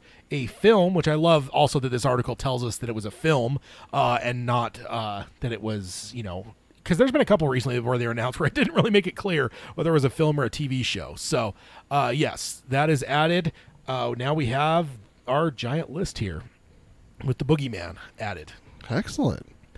That's a robust list. Holy shit. Yes, it is. Like I just gotta take a second and just like appreciate this. Like there are some heavy hitters on here too. Like damn. Yeah, I mean Firestarter. I'm imagining we'll get a trailer before too long. Dude, Salem's Lot's in production. Mr. Harrigan's Phone is probably really high on the list. It sounds like that's really in the full swing of things for filming. And then let's see any others there. Christine. We haven't really heard a whole lot about a lot of the others. So we'll see what happens. I also forgot that we were having a Carrie TV show. Yeah, as well as Pet Sematary, the prequel. Oh, yeah. So next up, we actually had something very similar to this one. I believe it was the Beatles. Talking about every time King had used a certain band in his writing. We've done this once before, but I want to say it was the Beatles, but I can't remember. But this one is Bob Dylan. all the Bob Dylan songs that feature in Stephen King's books. There's a lot. And this is by Jack Watley from Far Out Magazine on November 10th, 2021. Yeah, I don't know. Do you remember, or is it Rolling Stones? I can't remember who the last one that we did something like this for, where a news thing like this, or a person, a blog, whatever, kind of came out and figured out all the times that a certain band had been played in King's works prior. I don't remember what the last one was. I know there was another one. Yeah, there was. But who was I just don't remember who it was.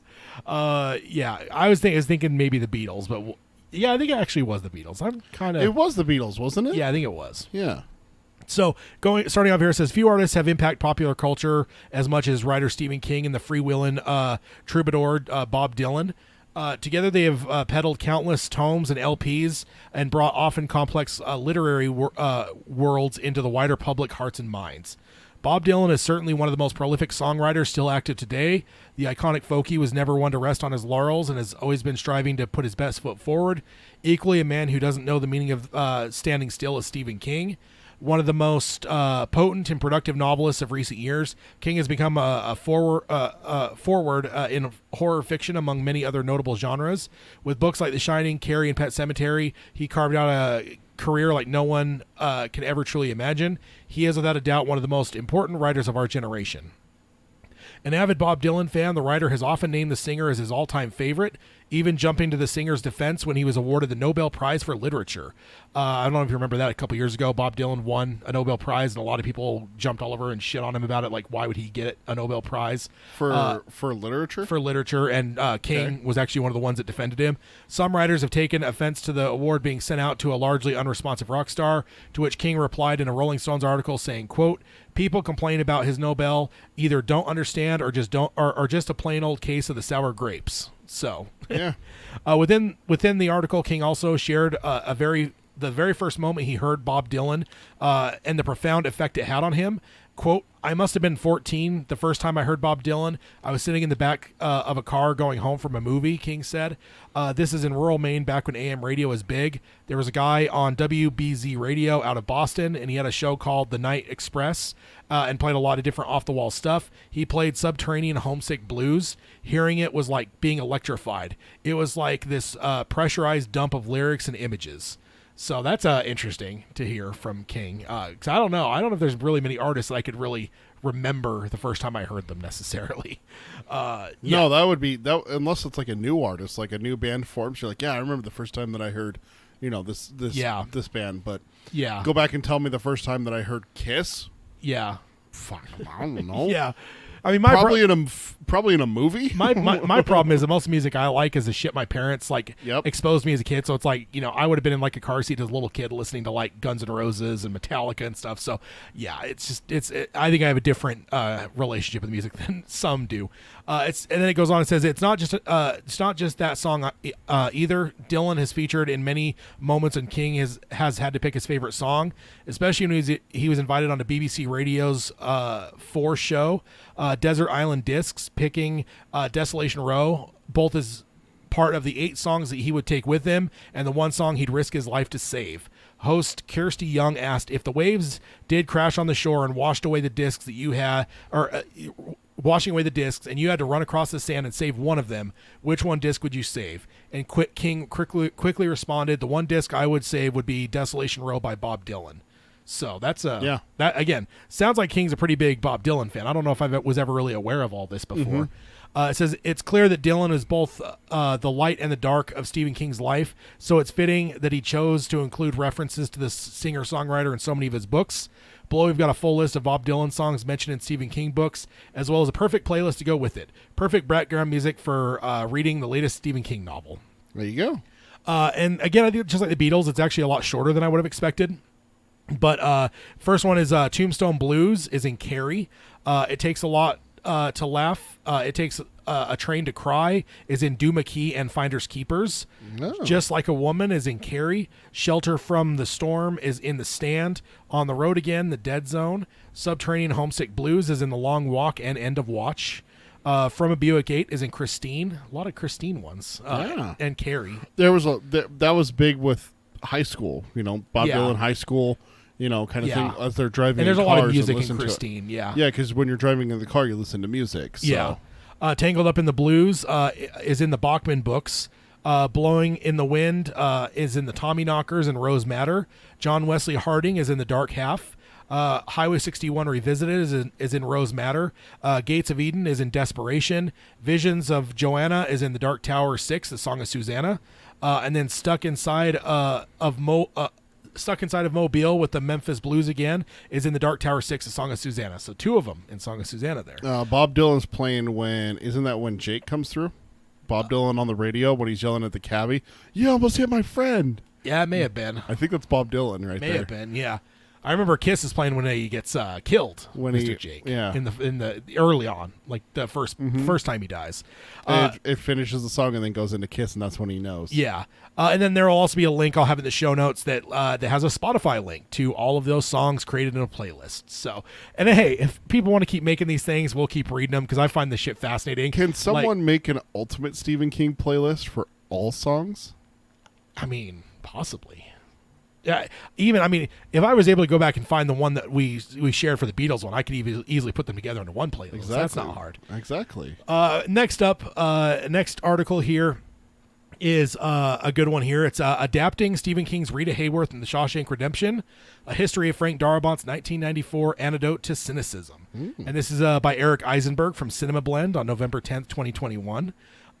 So then, starting off here, he says, when any individual finds success, it's always wonderful to see them turn around and work to try to help others in their field. And while Stephen King has made all kinds of support and outreach efforts to other creatives over the course of his career, one of his earliest moves he made in regards to establishing what is referred to as the Dollar Babies program. In the late 1970s, he was regularly getting requests from student filmmakers hoping to get permission to adapt his short stories.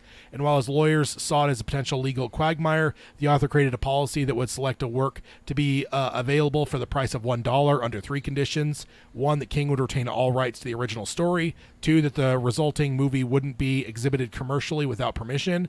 And 3, a copy of the finished work would be sent to him to watch. Which I love. I love that he wants to watch it. Yeah, me too. That's great. Yeah, I do like that. And then it says, in the last 4 decades, many of young writers and directors have taken advantage of this program, but there is no question whatsoever that the standout work among all of those is the adaptation of The Woman in the Window. That was made in 1983, featured in the collection Night Shift. The short story is an emotional and melancholy piece about terminal illness and euthanasia. And the 30-minute movie is a haunting and powerful incarnation. Stephen King was impressed and was shocked by the quality and made a point of remembering the name of the young filmmaker responsible for making it, which is Frank Darabont. Holy shit. So, yes, that I do. I've actually heard that before. I didn't know how much we've talked about on the show or how much you knew. It says then around 1987, Darabont reached out to King again, but this time not about a Dollar Baby short. He wanted permission to take a crack at adapting Rita Hayworth in The Shawshank Redemption, a prison set novella from 1982's Different Seasons. The author didn't quite see the cinematic potential in the story, but he trusted the material in the hands of a man who made The Woman in the Room, which actually he just changed the titles there.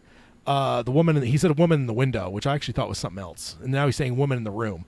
So we got to figure out which one is actually Stephen King there. Do you want to Google Woman in the Room? Because Woman in the Window, isn't that a newer book that came out in the last couple, by somebody totally different, and then they made a movie of it in 2019, 2010 about some stalkerish woman and a guy on a subway. Woman in the There's Window? nothing coming up for Woman in the Room. The only Woman in the Room is a book by Mary Benedict, which looks like it's a... Interesting. So, yeah, he's got 2 different things listed here. And so after realizing who he was dealing with, he granted the filmmaker the option. And then according to the Los Angeles Times, Frank Darabont was offered $2.4 million to sell the script to Castle Rock so that Rob Reiner could direct. So just, again, to reiterate there, $2.4 million is what he was offered for his script of The Shawshank Redemption for Rob Reiner to direct. Rob Reiner obviously had done Stand By Me and Misery, so he had also done some King works there. But Darabont refused, wanting to direct the movie himself. And instead, he took an offer of $750,000 plus a percentage of future profits. So going from $2.4 million down to $750,000, $750,000, that sounds like a good little chunk of money. But at the same time, you turn down $2.4 million, that's quite the hit to take financially to direct it. The Woman in the Room is the one that Frank Darabont directed, right? Well, it's listed them both here. The Woman in the Room comes up on IMDb as a short 1984 film directed by Frank Darabont. Okay, and this is The Woman in the Window was listed above. So yeah, I don't know. So unless that was the name of the book and he changed it for the short. Because it's not even coming up under that. Because I searched Google for Woman in the Room. Is it The Woman in the Room or just Woman in the Room? It doesn't matter. Okay. All right. So going on here says, per Douglas Winters, the Stephen King, The Art of Darkness, he wrote, quote, the body after completing. So this is kind of going into like basically looking at where some of these short stories, especially for different seasons, came. And basically this person's showing that King wrote a lot of these short stories for different seasons after finishing one of his early works. And he says, and this is from this guy's book, he says, he wrote The Body after completing work on Salem's Lot. Apt Pupil was penned after The Shining. The Breathing Method was imagined after The Wake of Cujo. And Rita Hayworth in The Shawshank Redemption poured from his exhausted mind after he finished a marathon that was The Stand. So that's kind of interesting to think of each of those stories like after finishing. So wait, quickly go through those again. So the Body, which we know will become Stand By Me, the movie. Okay. He wrote that after completing Salem's Lot. Okay, so we have boys. Boys are a large part of Salem's Lot. Okay, there's the... I don't know if there would actually be a connection. I'm just kind of seeing if there is. Maybe in like, my mind, So Apt Pupil was penned after The Shining. I don't know much about Apt Pupil. Is that the Nazi one? Yeah. I can't really see anything connecting that one with The Shining. And then The Breathing Method was imagined in The Wake of Cujo, which Cujo is the one that famously King says he doesn't remember writing at all. So really? I wonder if he remembers writing The Breathing Method. Yeah, he said he was so coked out he has no memory whatsoever of writing a word of Cujo. Okay. So. And then the last and one. then Rita Hayworth with The Shawshank Redemption poured from his exhausted mind after finishing The Stand. Which I think is Lloyd being locked in prison. I mean, if there's even any, even if there is a connection, yeah, I'm pulling it at strings here. Come on. According to Stephen King's essay "Rita Hayworth and the Darabont Redemption," and it says included as an introduction to The Shawshank Redemption's published screenplay, the original inspiration for the story came out of a desire to echo the style of author Max Brand, aka Friedrich Schiller Faust. Brand's books would often feature a plain-spun narrator telling stories about their amazing friend, but then at the same time be telling a story about themselves. And then this is a quote from King that comes from that from this essay. It says, quote, I had always loved the technique of creating a hero out of a secondary character. He says in parentheses, sort of like turning Watson into Sherlock Holmes, and determined to try it with The Shawshank Redemption. The result was a moody tale with more thinking than action in it, not the sort of thing that usually makes a good movie. So that's kind of interesting to see kind of where his inspiration lied from that. On the page, Rita Hayworth and The Shawshank Redemption doesn't come off the page as being particularly cinematic, as recognized by the author himself in the quote above. But when Frank Darabont read it, he saw something that even Stephen King didn't recognize. The purest proof of this is that there is very little about the material that it changed in the journey across mediums. The stuff that was altered is perfectly sensible. The most sensible change made between the novella, The Shawshank Redemption, the novella and The Shawshank Redemption is the realm of character amalgamation. In the text, Shawshank Prison is overseen by multiple wardens during the tenure of Andy Dufresne, but the movie simplifies things just having Samuel Norton be the one in charge for the entire duration. Similarly, the role of Brooks had story bits that come from multiple sources in Stephen King's novella, but he is constructed in the film to be a perfect personification of institutionalization.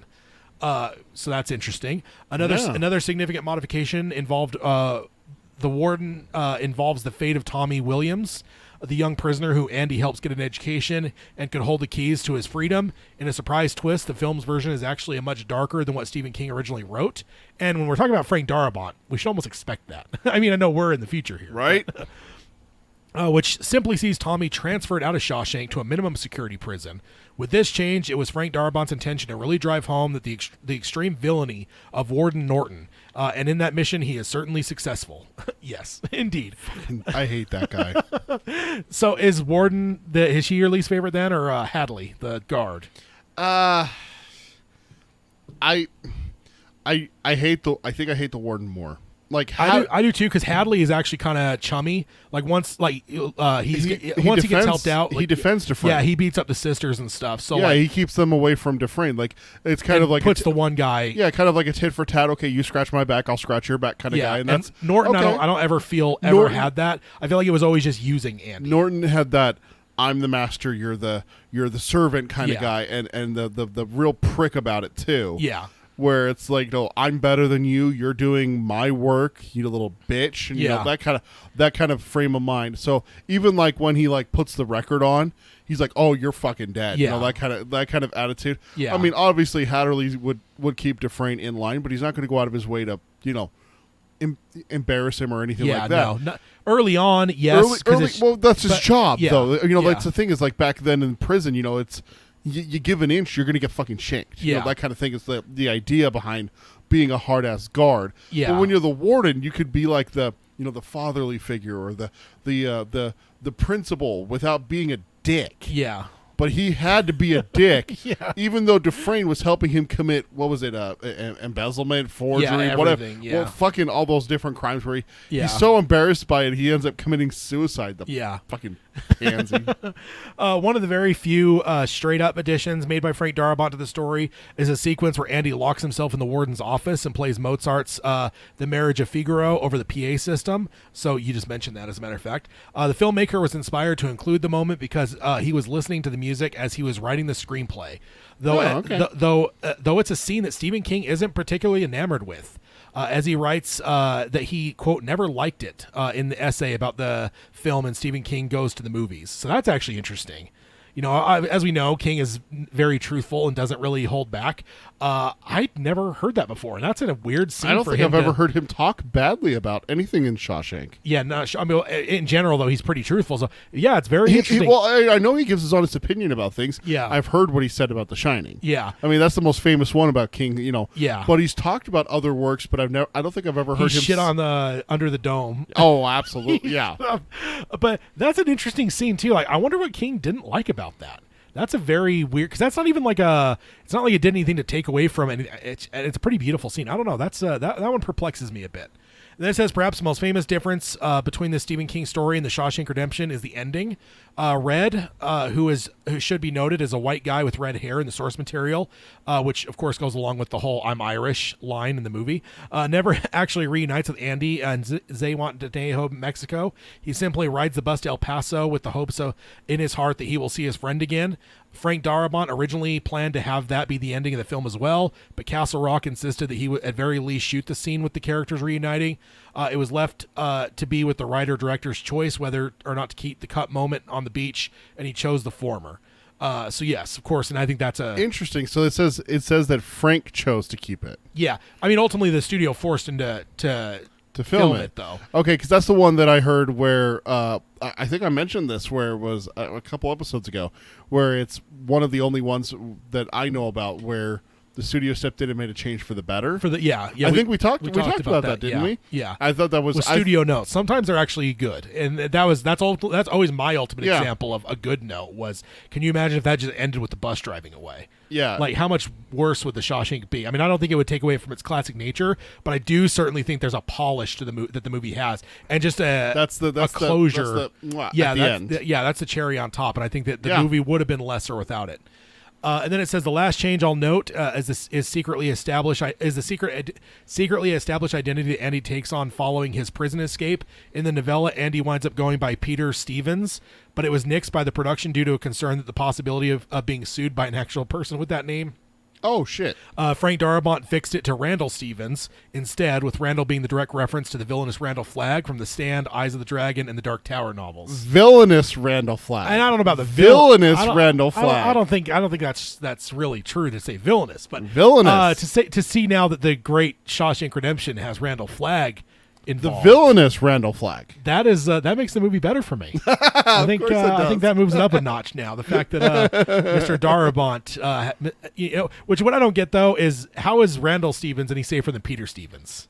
Because I do get that studios actually do react to that. I mean, that's why there's that whole thing at the very end that says any names in this, it's all accidental, like this isn't whatever. This isn't based off real people. There's somebody back in the old days that actually sued a film because his name was used in it, and actually I think he actually won. So I just don't know why Randall Stevens would be any less of a risk for them. But I do love the fact that Mr. Flagg, does his part to help Andy there. Villainous. He helps Andy by giving him a name there. It's like, just use my name, sir. Let's not forget that they called him villainous. Yeah, they're slanderous. That's the part that we need to take away from this article. No, I don't think so. Then another quote here from Stephen King. It says, it now commonly appears on the list of best loved movies of all time. Do I love it too? Yes. The story had heart. The movie has more. Frank Darabont, who kept the reins firmly in his own hands by insisting that he direct his own script, is one of the universe's better human beings.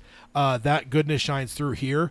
The story is hard when it has to be, full of sentiment without being sentimental. This is as good a film. This is as good as films get on the subject of how men love each other and how they survive. So, good little quote from Mr. Uncle Stevie here to wrap it up on this thing. But I found it interesting. There's a couple things in there I found interesting. I felt it would be worth covering there. Yeah, that was really cool. I love that hearing that King didn't care for the record. That's interesting, man. It's just interesting. It's always interesting to find out what Stephen King thought. Because it's not even like that scene like has like a huge tonal difference from the rest of the movie. Like I don't see, unless it must just be just didn't rub it, like just didn't like it. Yeah. Because there's no logic I can find in it. It's not like it's like suddenly feels way different from everything else. It doesn't like it couldn't take it away from the story that exists. I don't know. It's a weird one. Mm-hmm. Nothing like The Shining, where it's I wonder if different. maybe it's because Andy Dufresne was such a straight-laced guy that he never broke the rules.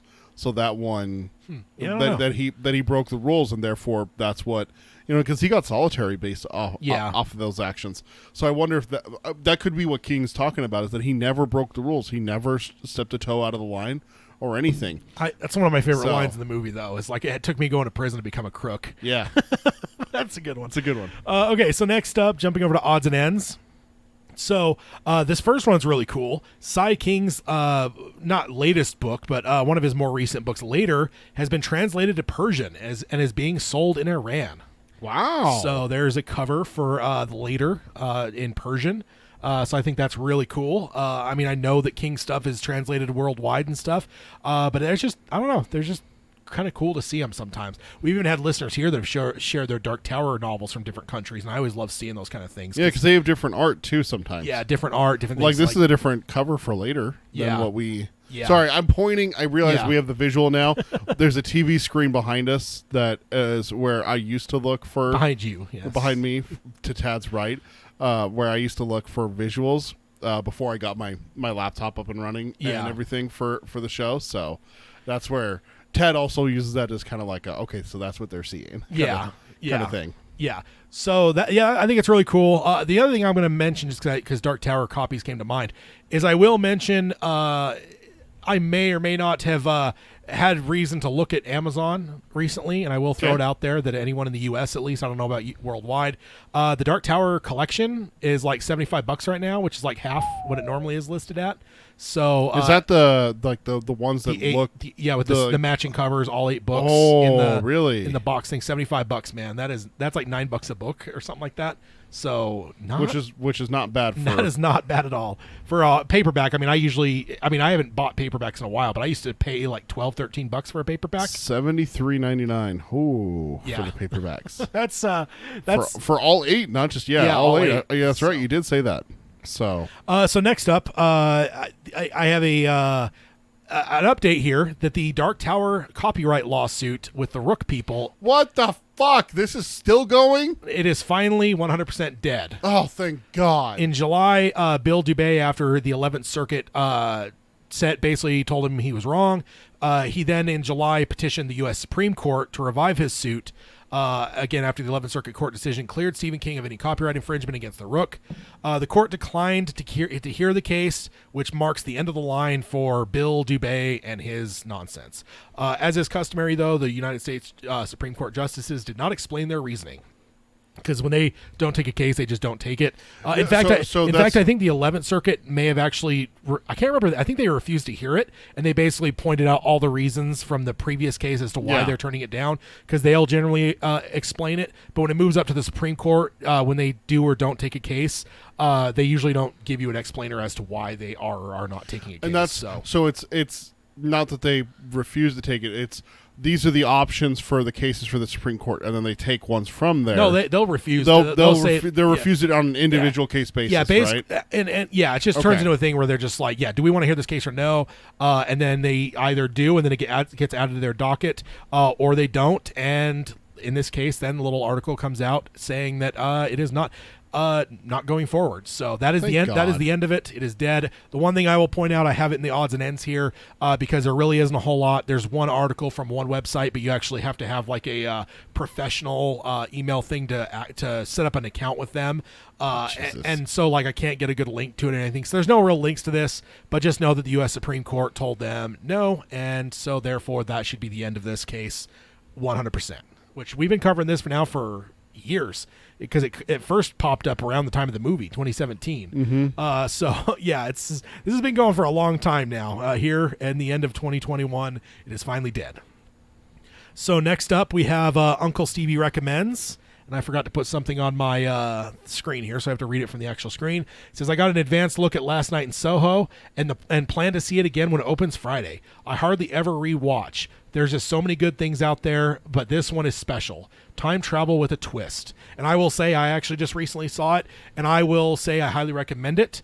In fact, I remember sitting in the middle of it thinking to myself, this kind of feels like Stephen King a bit. Really? Just because it's like time travel-ish, like one character is moving kind of back into the 60s and stuff, but it's just kind of like whatever. And it is actually kind of horror as well. Like there's a horror element to it. Yeah. But it's Edgar Wright. I mean, he's one I think very highly of. I don't know if he's done a movie I haven't liked. And yeah, this one was good. And so to hear King saying not only did he like it, but he's also going to rewatch it. And he doesn't really rewatch things. And he's right. There's a lot of things out there nowadays. Rewatching something takes a lot of capital. And then I did want to mention this because I think it's fun. Is Edgar Wright then retweeted this. It says, I would not have conceived Last Night in Soho without this man's writing. So this beautiful comment has made my year. And to get the repeat business too, I am truly humbled. Hell yeah. So, That's awesome. Because I always love seeing those things because I just couldn't imagine being an artist and like having Stephen fucking King acknowledge your art in some way would just be insane. Because again, we're in this realm now where like Edgar Wright's a guy that probably grew up on Stephen King. Yeah. So it's like this is a guy that probably shaped his childhood in some way, form or fashion. And then to have that same guy be like, oh yeah, I love what you did there. Like that's got to be something cool. So I always love sharing those kind of things. So Yeah. that's fun. So now let's jump over to the Palaver section. So let's see. The first thing I've got here is I threw it out on Twitter the other day, and I wanted to throw it to you.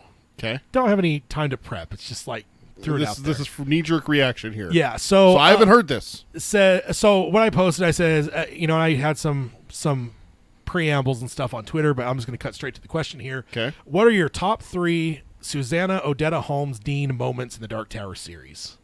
Shardik. Knee-jerk reaction. Shardik. So Shardik gets mentioned quite a bit. Shardik's number 1 for me. That is fucking badass. And you answered that very quickly. That's her taking that shot from Roland's shoulders with Eddie hanging from a fucking tree. That is one of the most badass fucking moments in the entire series. That'd be on my list. If we made a list of top 10 moments for the Dark Tower series, that would instantly be one that I would put on there. I don't know if it would make my top 10, but it would be one that I would definitely consider. Okay. That one, I fucking love when she throws the plates. Another popular one. I love when she throws the plates the first time. She's just like, oh fuck yeah. She's Yeah. like, this feels good. This is it. This is yeah. Another one. Not gonna lie, I love when she fucking goes ape shit when she gets joined and goes ape shit on the lobstrosities and drawing of the 3. That one actually gets mentioned as well. Holy shit, really? So I'll just list some off here, and we got Okay. a lot of different responses. We got throwing the plate, shooting Shardik, realizing that her time in Midworld was over, and then getting Patrick to draw her way out. That one actually gets mentioned a few times. Killing the monstrosities. This is somebody else. Saving Roland from Dandelo, which is a good one. Oh shit, yeah. And then Ryza.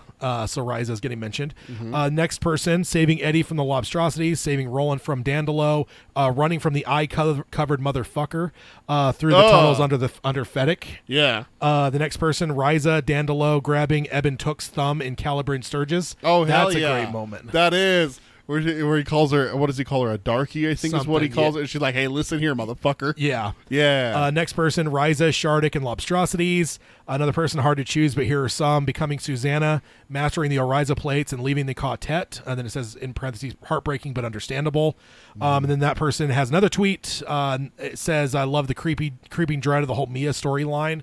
Another person, and when she says goodbye to Roland, just giving a one-off there. Another person saying Dandelo, just as a one-off. Another one saying shooting Shardik's thinking cap to save Eddie, standing up to Mia, and just being a sassy lady. That's another one, which gotta love that. That's one.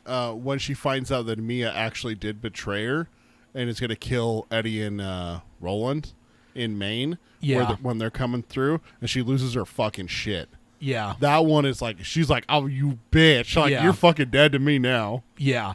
Another one, I don't remember the actual dialogue, so I'll just name the moment when her personalities first merge in Dark Tower 2 at the end. She, at the end, and she tells the Lobstrosities to come, and she's going to blow their eyes through their fucking assholes. Yep. And then when she cleans Eddie for burial is another one that gets mentioned there. Oh.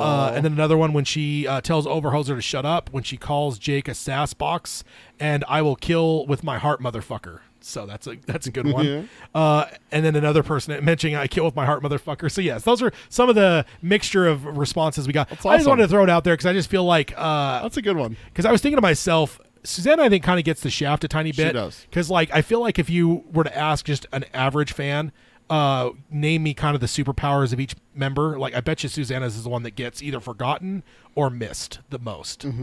You know, and hers is pretty powerful, man, to basically be able to create with her mind, you know, like the Dogen and stuff is like the main thing, but it's like throughout the tail end she's creating stuff quite a bit, but it's just like, you know, I just don't think that gets the same kind of like love or respect as like, you know, Jake with the touch. And I guess I don't know if Eddie Nisser has a superpower, you know, unless his To cut through Roland's bullshit. unless it's his sense of humor, which I guess could be a superpower. Hey, fucking saves all their lives with it. Yeah, So, I mean, but no. So I was just thinking that I just feel like Susanna's one that can get overlooked. So I wanted to throw that out there and get everyone, because I love her, man. I really do. What the fuck does she say? Susanna's rock and roll and trike or whatever. Yeah. The whatever she calls it. I always like that part too. That one's pretty good. Yeah. It's You know, great. if you want to talk about awesome Susanna moments, how about the fact that she actually does try to save Mia in the end? Yeah. Like, she's actually like horrified what happens to her, and is like, even though she betrayed her. I mean, me, if that's someone that betrayed, my wife and my kid, or my wife and you, my Yeah. best friend and my spouse. Oh hell no! That person's dying. I'll be like, ha! Yeah. You get what you got what you deserve, ha! But she's like, no, I'm gonna try. Like, I'm gonna try to save you. I'm gonna try to do everything I can to help you and everything like that. Yeah. But that just shows how much of a bigger person she is than me. Yeah. Because me, it's just like, me motherfucker. You're like, Yeah. Vindictive is certain. I got a spinning thing here on my side. Oh, there we go. We're back. Okay. Something just said like OBS closing, but it didn't actually close. So I think we're still good. That was weird. Yeah, a little I've hiccup. never had OBS give me a pop up before, so that was strange. But yeah, no, I love her, man. She's a great character. And yeah, so I just thought it was a fun little thing to throw out there for Susanna, and I figure That's a great one. Figure if I throw it out on Twitter, I'll throw it out here as well. So then the last thing we've got before we get into, we'll hit an email as well, is the public domain question that got thrown out. Yeah, from Aaron. And I'll see. I actually was going to keep his email up, but then I forgot. So let me pull it up here real quick and just go through it again. He says, let's see. He says, I started wondering what if Stephen King wrote a lot of different things, but most likely if he were to rewrite something, it would be from the public domain. So my question that I pose for both of you is 3 public domain books or stories that you would like to see him rewrite. And then they've compiled a list of some of the more popular public domain works, but you can find a more complete list at Gutenberg.org. And he says, I've always heard it said that Salem's Lot is him rewriting Dracula, and it might be tempting to pick another horror story on the list, but choose carefully. My 3 choices are below the list, and he gives a big, giant list of all the different things that you could choose from. Then he says his 3 choices are, he's got Call of the Wild. Ooh, I almost picked that one. Yeah. Just you like the old beast there? Is that? Well, that's what I was wondering is how good Stephen King would be with writing like the wild, like Yeah. like it's not frontiers, but it's it's not. It's what is it? 1800s, 1900s? Dude, I haven't read it since like 5th grade. Yeah, I think, it's 6th been grade, maybe. forever. It's sled dogs in Alaska. That's the mode of transportation. So that tells you that it's not, you know, modern. Yeah, they still do that though. They still do it for fun. They don't use it for as the number one mode of transportation, which is what this is. Yeah, he says King has done some great things with animal/horror, and I think certainly with animals. I mean, wolf, oi. There's all kinds of great creatures there. Well, you got the Kojak's chapter. Kojak, Stand is one of the all-time greats with animals. With yeah, him. Kojak talking about hiding under the porch. Fighting. And hell yeah. Yeah. So then next up, he's got Peter Pan. And he says, I love how the original has so many genres in one. Would love to see a scary twist. And even if it's scary or not, multiple genres in one, that sounds like something King would do well. And then, of course, King would, get into the whole realm, though, where the Never Never Land is heaven and all the kids are dead. Jesus. That's why they don't air. You've seen that, right? That whole Yes. meme where it's just like... I don't think that's just... I don't... That's a fucking really good theory. Oh, yeah. No, I know it was just a meme, but it's like, yeah, it's legit. It seems legit. Mm-hmm. And then he said, the last one he has here is The Time Machine by H.G. Wells. And he says, King has some great sci-fi and would love to see his take on this. So that is kind of his thing, and I have his highlighted there. So let's jump on over, and I will do mine. Okay. So I've got The Odyssey, Homer's The Odyssey. I thought about that one for a second. I'm like, that's not a bad one. So The Odyssey, I think the thing that I love about it, because I love both The Odyssey and The Iliad, but what I loved about The Odyssey is like it's a little bit more common man. You know, like the Iliad is like very militaristic. It's about the war and all that kind of stuff. Yeah. The Odyssey is a little bit more everyman, but then there's like kind of some crazy shit. I mean, I've got the sirens and stuff here on I grabbed a cover that had them on it. I just feel like the Odyssey is the one with the Cyclops, right? Yes, and then like in my mind, like the greatest Odyssey adaptation up to this point is Oh Brother, Where Art Thou? I fucking knew it. So let's give King a chance, because I mean the everyman, that's ultimately King, right? King doesn't write about the 1% as much as he does about the blue collar McDonald's eating public. Like that's his go-to. So it just seems like the Odyssey would fit him like a glove. Can I ask you a question? Yeah. Would you want it period piece or would you want it modern day? I mean, and in my mind, I think like, that's where it's up to King, because like ultimately he's the genius that took Dracula and came out with Salem's Lot. So it's like, well, has King ever done a period piece older than say 1800s? Probably 1800s. No. What's the oldest thing that he has set in a book? I mean, the Ago in It. Well, no, I mean like a book, like an entire book. Like if you said It, I'd say it's the 50s and the 80s. Yeah. If you said 11/22/63, I'd say it's the 58 2010s and 58 through 63. Yeah. Well, is that the farthest back that he goes? Is the 50s? In that book, yes. In any book? Well, I mean, no, you got Jerusalem's Lot, which is adapted in the Chapelwaite, which is the 1800s. Yeah, but Jerusalem's Lot, the story that Stephen King wrote, is not. Yeah, Jerusalem's Lot, the short story. Oh, is that Jerusalem's Lot, not Salem's Lot. Yeah, got it. Jerusalem's Lot's a short story. It's based in the 1800s, and I watched episode 1, so I've dived into that series now, because I was rewatching The Sopranos. I do that every so often, and so I had to finish that. Now I'm jumping in, so I'm enjoying it so far. Head first in. I mean, I only watched one episode, so only dip the toe in. I mean, I'm going to watch it certainly, but I had some. We're rating it. I had some Mario to play as well last night. Okay. It's maybe more the ADHD thing. Okay, not that I have. But ADHD. what would you pick? I'm saying you said you could leave it up to Stephen King, but which would you prefer, a period piece or a modern take on it? I think I'm just not taking a choice on that, because it doesn't matter to me. Like I think you could do both, either one great. I mean the "O Brother, Where Art Thou" thing, where you kind of make it more modern, like worked brilliantly. And I think King, I mean his would be even more modern than that, even more right? Modern. If it was King, I would guess it'd be in his lifetime, right? It'd be somewhere from 1940. Yep. Whatever year he's born, in 48, 49, through modern day. It just feels to me King's very 70s. I feel like 70s would be like probably where he'd end up placing it. I think that's a good one. Unless you went, and I think that would probably be more in the wheelhouse for King. I would love to see the Odyssey done by King as a group of college boys doing a road trip. Yeah. And have it just be across America, and have the different things that happen in the Odyssey be different parts of America, you know? Yeah. That'd be kind of cool, wouldn't it? We thought you were a toad. We thought you were a Meyer. Dude, that movie is the best. So good. Oh man, if I ever had to do a Coen Brothers list, that would fucking kill me, dude. Like trying to rank their movies. Oh my god, everything they do is genius. So next up, I've got Beowulf. I'm an unabashed fan. In fact, in our Discord a number of months ago, I was talking about getting Beowulf audiobook. Yeah. And with that, I was like, there's different versions and stuff with different translations, including one that's a little bit more controversial. That's like modern, like slang, like hey bro type. Like, oh really? Very modern adaptation. And I think we discussed it a little bit in the Discord where I was talking about it. And I think I ended up deciding when I actually pull the trigger on it, I'm going to end up buying all of them and just listening to them all. At one point. I've always loved this story. I think like just the whole thing. I mean, you've got a monster, and like with Grendel and stuff like I just think you got the hero coming to kill it. Yeah. I mean, I feel like the epic nature and like almost the knightish thing that is Beowulf, I don't know if that really fits King hugely in my mind, but I would love to see what he would do with it. And it's just because I'm a huge fan of the actual story, so I would love to see what King could come up with. Okay. And then the last up, The Scarlet Letter. It's another one I can't remember. I think I must have read this in 7th or 8th grade, I think. I can't remember. I don't even know if it's part of the curriculum, but I remember reading it back then. Yeah. And it stuck with me. I was actually thinking not that long ago about maybe rereading it because I just remember it had a huge influence on me. And ultimately, though, when it comes to King, it's kind of bad religion.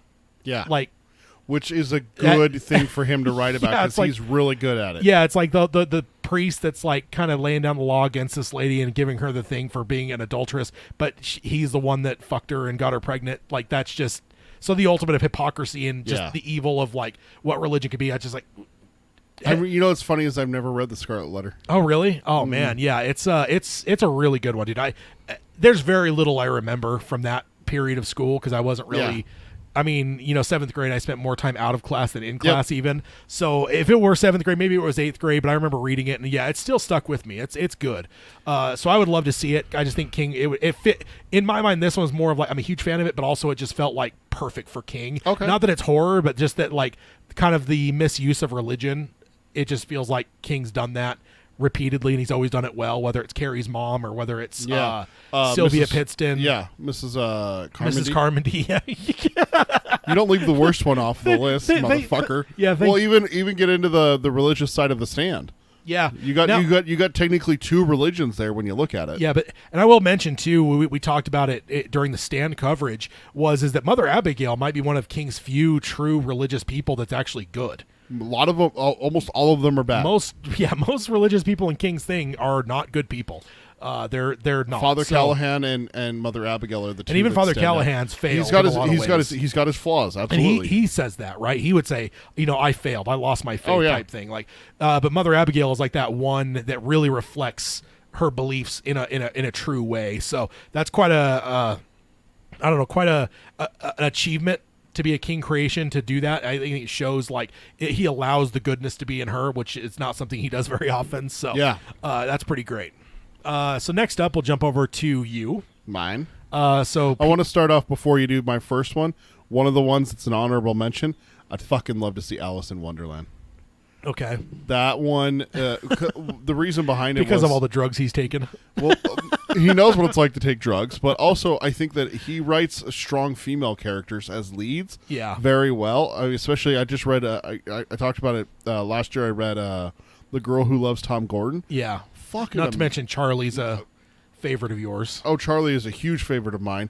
Carrie's one of my all-time favorites. I love the females the female lead stories that come up. He doesn't necessarily pay her off great. No. But Fran is great. Yeah. She kind of gets shafted in the tail end of the novel, but he does pretty good with her overall. But I think that if he did an Alice in Wonderland where it's more horror based, then what's this kind of thing, I think that would be a really freaking great story. It'd be like that movie Gretel and Hansel that just came out in the last couple of years, that like that horror twist where it's like the horror thing. The hair in that trip. That was actually better than almost the rest of the movie. I saw it. I wasn't a fan. I didn't dig that movie very much. So yes, starting off here, somebody else had this as well, the Time Machine. I think Stephen King did time travel very well with his son's help. I would absolutely love to see him do a take on time travel again. Yeah, it just fits so well with him. Yeah, indeed. Next up, the strange case of Dr. Jekyll and Mr. Hyde. I'm telling you right now, this is hands down the easiest one that makes sense for King. How fucking great would it be for him to do a Jekyll and Hyde in the modern era, where it's a guy who's killing people?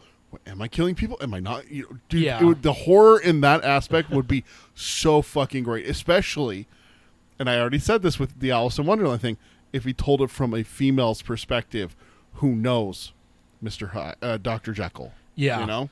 Yeah, definitely. And then last up, you've got Grimm's Fairy Tales. How the fuck do you not have Stephen King write some of the Grimm's fairy tales? Like, It seems like he wrote them already. Just do a collection of short stories where he rewrites most of the Grimm fairy tales. I will be fucking there every day of the week. It seems like he already wrote them. I know, He actually right? read them. Like, When you they're- go and look at the Grimm's fairy tales, because a lot of these, Red Riding Hood, and all of them have such dark endings. And then Disney's taken a lot of them and ruined them. And made them all happy and everything like that. Let's get back to our roots. Let's see Stephen King do some dark fucking shit with this stuff. Yeah, agreed. I do not disagree. That one when I saw that one on the list, I'm like, that's it. Yeah. I took Alice in Wonderland off and I put that on there. Yeah. But I think my number one, I'm telling you, The Strange Case of Dr. Jekyll and Mr. Hyde absolutely would make a fantastic novel by Stephen King. Yeah. Yeah, agreed. Let's just have him live 100 more years and he can write all these things. Yeah, I like, see, Alan, good God, King's fairy tales. Absolutely. Sign me up. But I would take Dr. Jekyll and Mr. Hyde over it. Yeah. So then we have John from Buffalo answered as well, because we threw this out for everyone. So outside of Aaron that sent the email, John is the only one that answered. And he starts with the War of the Worlds. He didn't really give any explanations on it, Okay. or that I recall. I saw that one on the list, and I was like, that wouldn't be bad. But King's history with aliens is not great, because Tommy Knockers freaking blows. Oh, So see, let me pull up John's email here. Yeah, here we go. Let me just make sure he didn't send anything. okay, No, he didn't. Okay. 'Kay. So he's got War of the Worlds. Then he's also got Dr. Jekyll and Mr. I'm Hyde. telling you, it makes sense, doesn't it? Indeed. And then I even was doing this I was talking with my wife when I was doing this, and I turned around and I said, Dr. Jekyll and Mr. Hyde, written by Stephen King, and she went, "Oh my God, that's amazing! Is that coming out?" I'm like, "No," and I explained what was going on, and she's like, "It's in the public domain." I'm like, "Yeah, so anyone can write a story about Dr. Jekyll and Mr. Hyde and use it, And she's like, "That would be horrific if King wrote that." I'm like, "I know." and then last up, to your happiness, Alice in Wonderland. Hey, see, yeah, So, that's awesome. so yeah, I did think about the Odyssey. I'm like, that would be kind of cool, and that's where I had the idea that it would just be like a cross country road trip, maybe just two guys, maybe I love the idea of it being a big fucking van. I just read The Talisman, so Oh, yeah. cross country Yeah. journey there. No, what I think of is, do you remember that movie that you showed me, Fanboys, Yeah, where they're driving like that big van, yeah, where you could really put like 3 rows of seats in it, yeah. but there's not seats in the back. It's just like, you just get in and just sit on the ground. I picture that in the 80s going from like Pennsylvania to Las Vegas or some shit like that. Or- and that's the Odyssey trip. If it's King, it's got to be L.A. to Maine. There you go. There you go. I mean, wouldn't they be going to Maine if it was Stephen King? or coming from Maine. Yeah, but I think if it's King, he'd want people going to Maine But why would someone from L.A. go to Maine? because it's Stephen King. You would think that the Odyssey would be for them to go see Stephen King. Talk about being meta. If they left L.A., dude, we should go see Stephen King's house, and they get in a van and start driving, and they have an Odyssey type adventure to get to Stephen King. I mean, let's just be honest here. If it's King writing it, of course going to Maine would be the journey. That would be the he journey. wouldn't want people going away from Maine. That would be nonsensical to him. I don't know. I think I could see, you know what would be good? Them leaving Maine to go down to Florida for spring break. Yeah, which he actually lives in Florida, so that See? fits. See? That does fit. Okay, so that's a fun one. So Yeah. thank you, Aaron, for sending that one in. That was fun. Dude, I'm still like terrified of the idea of King doing fairy tales. That terrifies me. Yeah, I'm scared. I'm all for it, man. And you should write it, and then it should be read to all children. No. Yes, when they're going to bed. Just every child, as they're going to bed, read it to them. So, next up, we've got Emails. It's the emails. Tad's gonna read us what people wrote to us. You know that's not getting deleted, right? God damn it. How much to delete that? Oh, there are copies of copies. You got like a jump drive buried in some abandoned lot or something? No, it's called a safe deposit box. Ah, shit. No, I'll never get to that. Starting, we'll do one today, and then we have Charlene.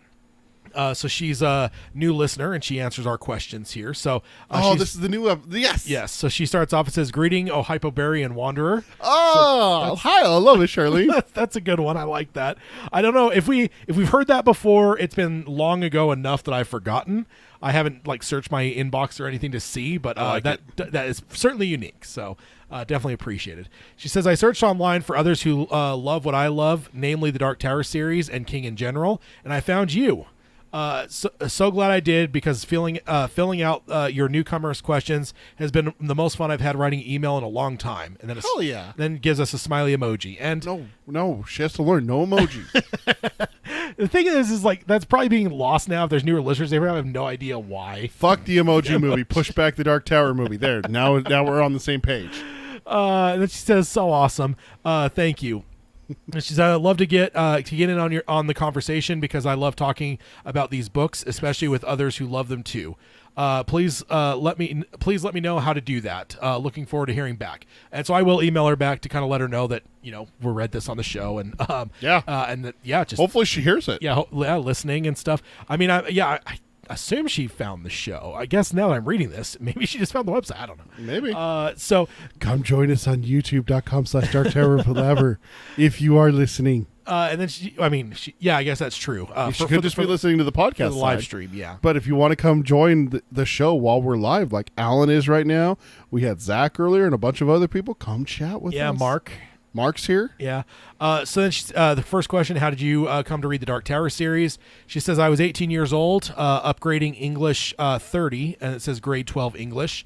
And we had to choose a book for free reading. I didn't have a book, so I was choosing one from the shelves in the class, and there were a lot of lame books. Haha. Then randomly, I found a Stephen King book mixed in there. I was really happy, because I've loved King since I was 11 years old, and I hadn't read the one that I found. It was Drawing of the Three." What kind of teacher has the Dark Tower and Stephen King books in their library at school? I would. It's the best kind of teacher. That's the correct answer. Exactly. I would probably just have nothing but King. That would just be my whole... Just Stephen King? Yeah. Why not? No, you know what you have is you have the Stephen King works, like the complete collection of Stephen King works, all that you can get your hands on, and multiple copies of it, because, some kids are going to want to read the same books, while other kids are. And then you have the one copy of the Silmarillion, and you give that to a kid who pisses you off. You just go, "You're reading the Silmarillion, and you're going to give me a report on it." Oh, I think that's cruel and unusual punishment, man. Oh, come on. I tried, man. I tried to read that. Peter is terrible? Dude, yeah, pretty much. Pretty much, man. I mean, I'm sorry if there's Tolkien fans that are listening that actually like that, but I tried, man. I've never been more like The Simpsons, where I read one line and I just fell asleep and my head hit the desk and just started snoring. Even Alan says it's cruel. Damn. Then she says, "At the time, I was wishing it was the first book, as I didn't really fancy starting partway through, but I was still counting my blessings finding a King novel. So I dove in, probably finished it in 2 days." Yeah, and then she laughs. "So good. Still one of my favorite books of all time, and I can't disagree." It's also real fast. It's also the thing you've talked about is that if you can start there, you can start from book 2. Yeah, absolutely. Yeah. Charlene is living proof. Especially, we've had a few people now that have talked about that, and especially with the argument section at the beginning, kind of outlines things. And then the next question, had you read any other King books before these? If so, which ones? She says, "I read everything King I could get my hands on in my Catholic elementary, then junior and high school libraries. In elementary school, there was a meeting with the librarian, the principal, teacher, and my parents, because the librarians didn't feel it was appropriate for me to be reading Stephen King at such an impressionable age or something like that. And I had to fight for my right to fright." Yes. That's great. Dude, that's awesome. I want that on a button and then just have it like SK underneath it. Yeah. Before the Dark Tower, I had read It, The Dead Zone, Christine, Carrie, I Think Misery, Different Seasons, Salem's Lot, Night Shift, Firestarter, That was a big one for young me. Cujo, Nightmares and Dreamscapes, the Bachman books, Needful Things, oh yeah, and the Tommyknockers. That was a memorable one. The Stand, which is another one I've read more than once, probably more. Who can remember now? Which, yeah, that's quite a list of ones to have read already. It's at a young age. That's awesome.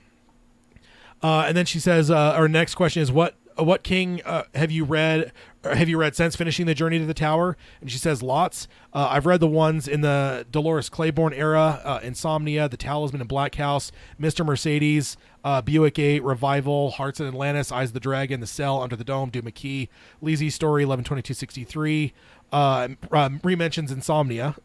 Nice.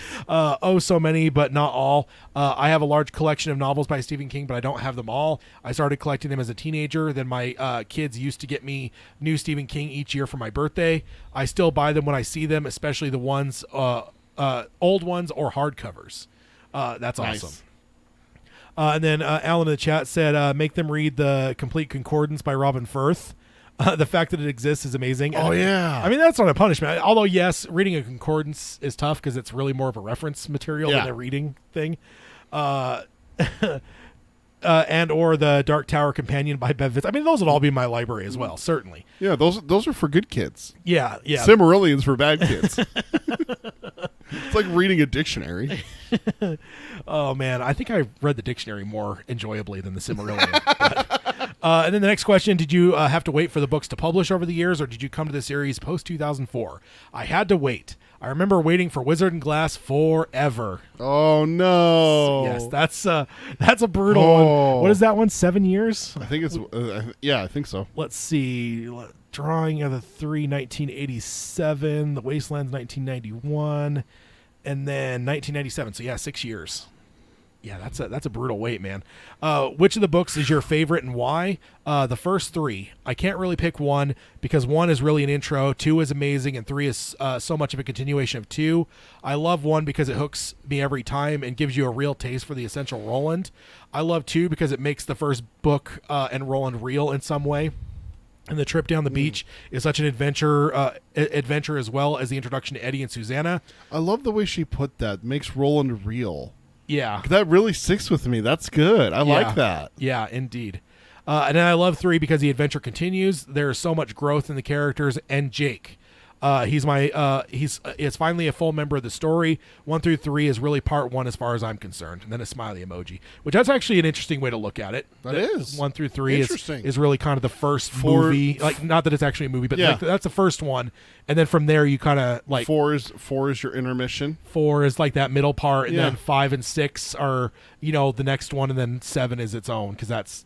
It really is its own beast. Good God, that's big. That's its own beast. Yeah. And then who's your favorite main character of the series? And then this is still our question. We define main characters as the quartet or main opposition. Roland, Jake, Eddie, Susanna, Oy, Callahan, and Flag. And she says it's Roland. Roland is the reason I come to the adventure each time, and the reason I stay until the end. I'm with Roland. So definitely not an uncommon answer. I don't know. I haven't really calculated it out, but I think Roland's popular. Jake's really, really popular. Oy's actually got a lot of mentions. We have had some Eddie and Susanna picks, but like it seems like I don't know how it all tiers, but yeah, Roland's definitely one of the more popular ones. Mm-hmm. Who's your favorite mid-tier character? We define mid-tier as not one of the main 7 characters, but not background characters. They'll likely show up more often or not, or are really important to the book they're in. Examples is like Cuthbert or Court or Rhea, etc., etc. And she says, interesting to me that Stephen King is on this list. I realize now to me that he has always been the author, and she has that in caps there. Yeah. Even as the character, he is the author in my mind. Kind of funny, kind of odd, kind of on point, so kind of cool. And then she says, so I guess my answer would have to be Cuthbert and Susanna Delgado, Roland's best friend and his love. Through their eyes, we see Roland before he is the gunslinger. Learn the possible and actual depths of him before the grand journey to the Dark Tower begins, and before Koff fully grabs hold of him to have its way with him. They humanize Roland in a way that he can't do for himself, which that's an interesting way to look at it too. And then favorite low tier character, we define these as the ones who are not extremely important to the novel that they're in, let alone the series at large. People like Sylvia Pittston, Allie, Aunt Talitha, Hax, Barlow, Moses Carver, on and on here. And then she says, thinking about this question, I realize a lot of the low tier characters are important to the story, even if they don't have a large role. I don't know if I have a favorite overall, but I do find myself thinking of Mercy, the woman in the river crossing who had been blinded years earlier by the Harriers and still spoke her mind regardless. She wasn't necessarily important to the furthering of the story, but I feel like she was or could have been somewhat of a gunslinger in her own right. Yeah. And that's actually a really good pick. Alan says, well put in the chat, and also hitting them on the head with a smiley emoji. Alan, Yeah. stop with the emojis. Come on, man. Let me Come on, go ahead and throw one in the chat real quick. No, stop it. Don't encourage it. Hashtag Tad is terrible. Again. That's 2 from this episode. You want to go for 3? Maybe. And then next up, did you stall out on the series when reading them the first time? And she says, are you kidding? No. I couldn't wait for each of the next book. And on rereads, I used to stall out on Wizard and Glass because I didn't love reading that one. But since getting books on Audible, I really like listening to that one. These days, I tend to stall out before it gets sad and then gives a frowny emoji there. And hey, Yeah, I get it. Who of us doesn't slow down as you get into book 7 there? Every time it's like, I want to listen to my book, but But I know, it's coming. I can feel it coming. No. if going to the book, only pain will you find. Yep. Then I get going again and to see Roland, Susanna, and Oi through it, albeit sometimes with a heavy heart. I noticed that Eddie's not in that list there. Oh, yeah, that's right, because he's not there anymore. Oh, damn. Fuck. Oh, hashtag Ted is terrible. Is that the most you've gotten in one episode? That is so bad. And that one got you, too. It did. That one slid you right into the ribs there. Oh. Just a dagger. Okay, so the next one, have you read the series, or have you reread the series? If so, how many times? So many times. For sure, before each new book came out, Beyond the Wastelands. The other thing I will pause and say is with the whole stalling thing, I think if you're going real time and actually having to wait, stalling doesn't count. It doesn't really, because you're probably not going to stall because you're having to wait years between the books. Yeah. It's for all of us, ones that were lucky and they were all out. Yeah, if you're at a stoplight and your car runs out of gas, I mean, that's not running out of gas while on the highway. Yeah. That's a different scenario. Yeah. And then, Damn, light wouldn't change. Yeah. And then she says, I would reread the ones that came before, so 4 times. Then I also reread the first 3 books in between a lot because they're so good.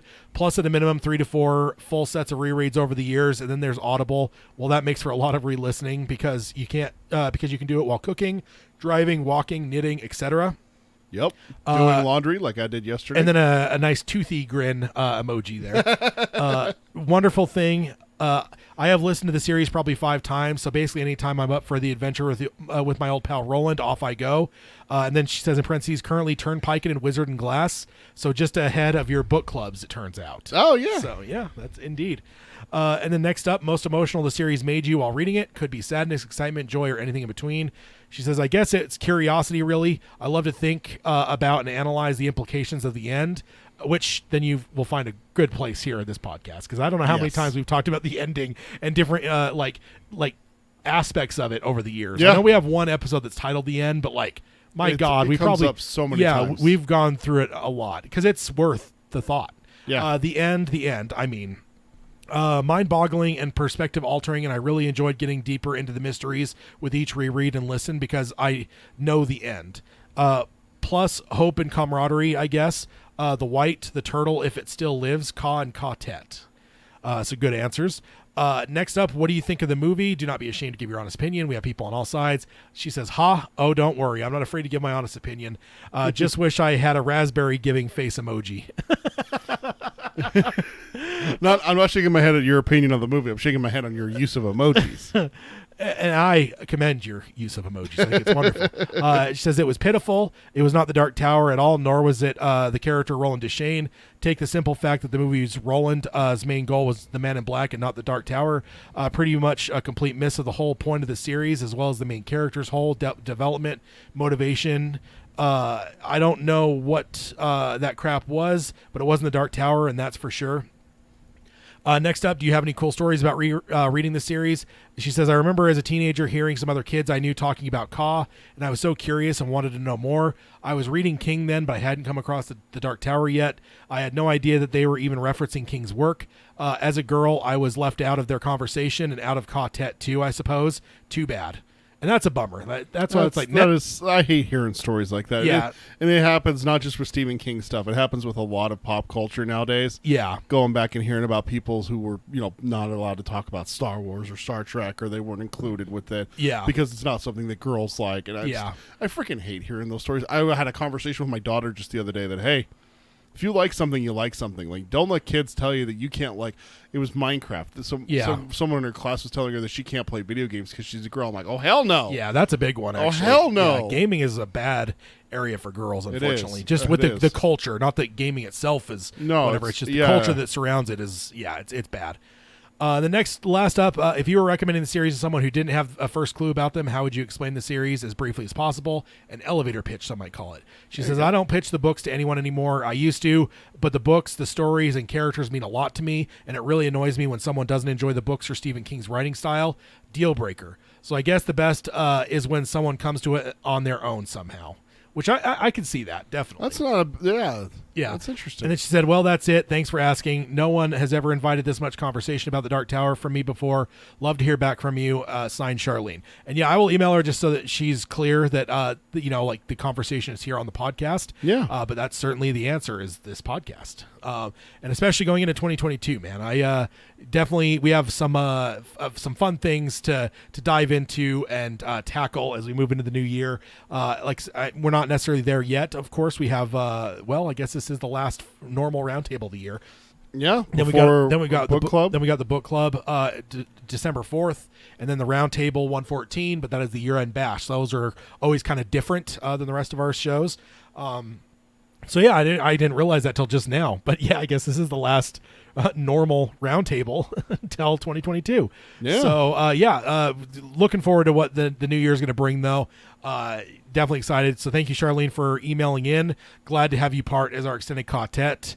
And also, I did tick the old box on the extended quartet count because I finished the Talisman. So now I'm at 52% with 39. Hey. So now that you're back in the realm of being able to listen, have you dived into any King yet, or are you still Lizzie's story? Oh, okay. And I finished I Story. Okay, so I got to tick that box. I finished. I meant to talk to you about that, and I just totally slipped my mind. Thanks for reminding me. What did you think? I liked it.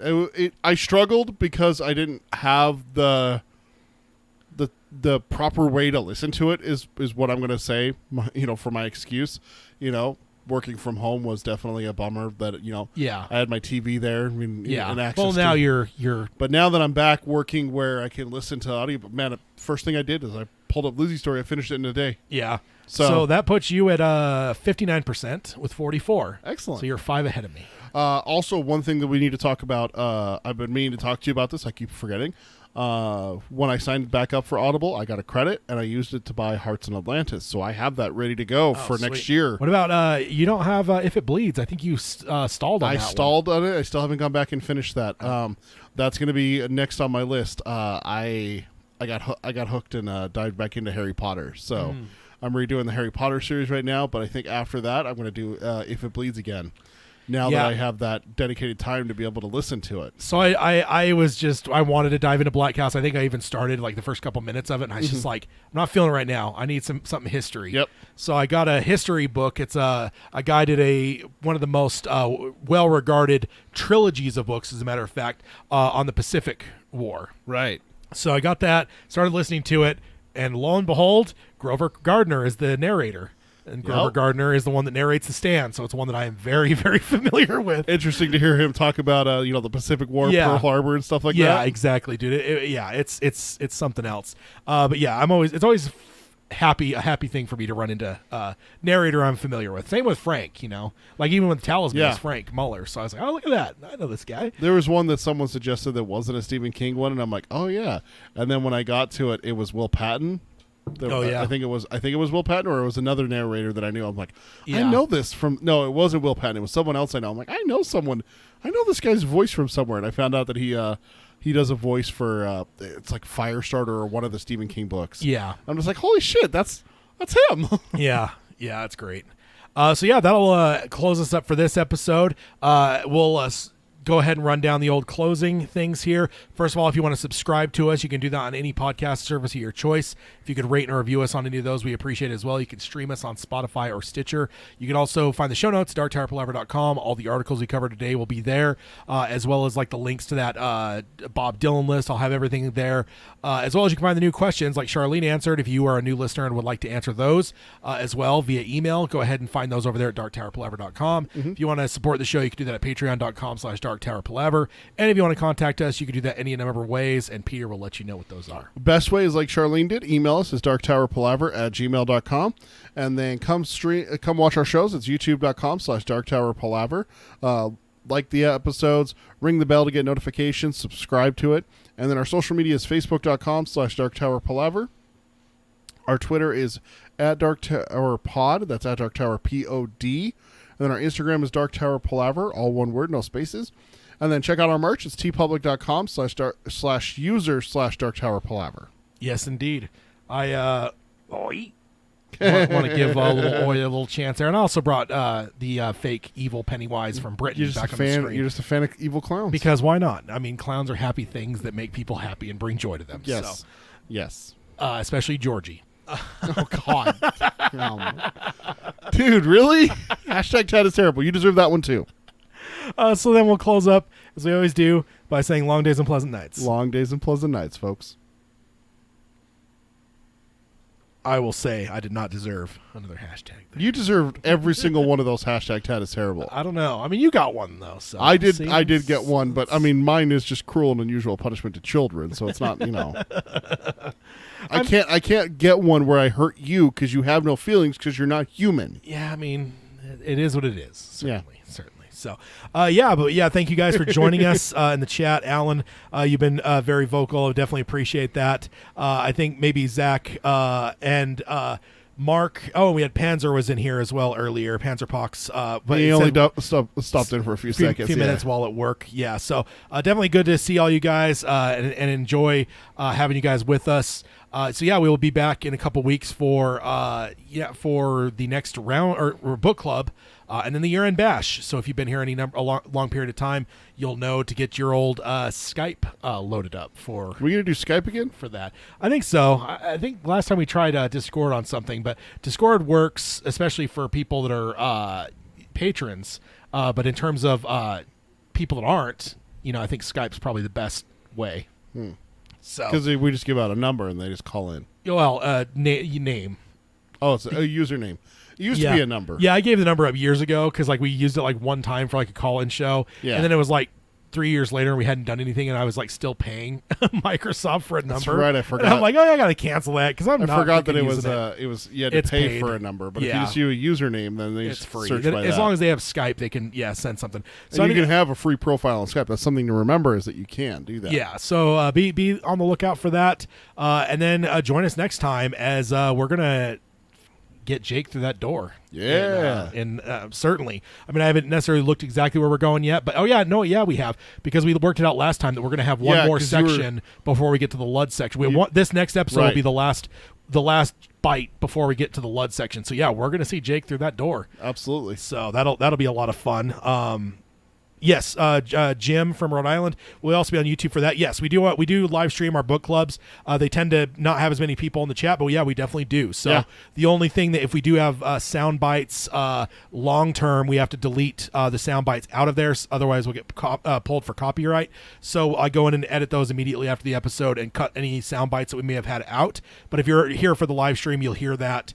And if you're on the podcast, you'll hear that. You just won't hear it if you watch the YouTube video after the fact. Yeah. So, but we'll be here live for that. That's going to be a good episode because that's a good section, man. There's a lot, really good one. A lot of good shit. We battle with the Dutch Hill monster. Yeah, we just got Susanna is attacked Eddie is drawing the door and stuff where it's right, and Jake's just We going left into it right there. Jake's going just into the door of the actual mansion, and Yep. the door's slamming closed behind him. So we left it literally at the cliffhanger, like the old matinee serials where it's like the car goes off the cliff and it's like, join us next time to see if Indiana Jones will survive.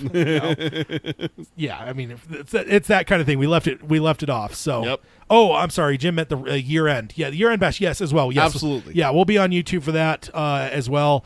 But yeah, 100% will be here for that. And yeah, we'll get. I guess we can get. We should have given details in this episode. But I guess ultimately it's just about Skype, right? So Yep. having your Skype ready because we will allow Maybe just record a little 10-second thing on the podcast. Yeah, on the Throw podcast. it on there before. Just to let everyone know that, we'll for the year-end bash, basically it's a call-in show. I was playing cagey with it because it still feels like we still have a number of episodes before then, but we don't. No, yeah. So, yes, it'll be basically a call-in show. We kind of allow people to call in, talk about whatever they want to. Yep. I'll try to prep everything to have a full episode in case no one calls, which has happened at least once. It happened last year. Yeah. So that's what we'll have on the docket for Roundtable 114 on the 18th of December. So looking forward to that. It'll be a lot of fun. But thank you guys for joining us. We will see you guys in a fortnight. Bye, everyone.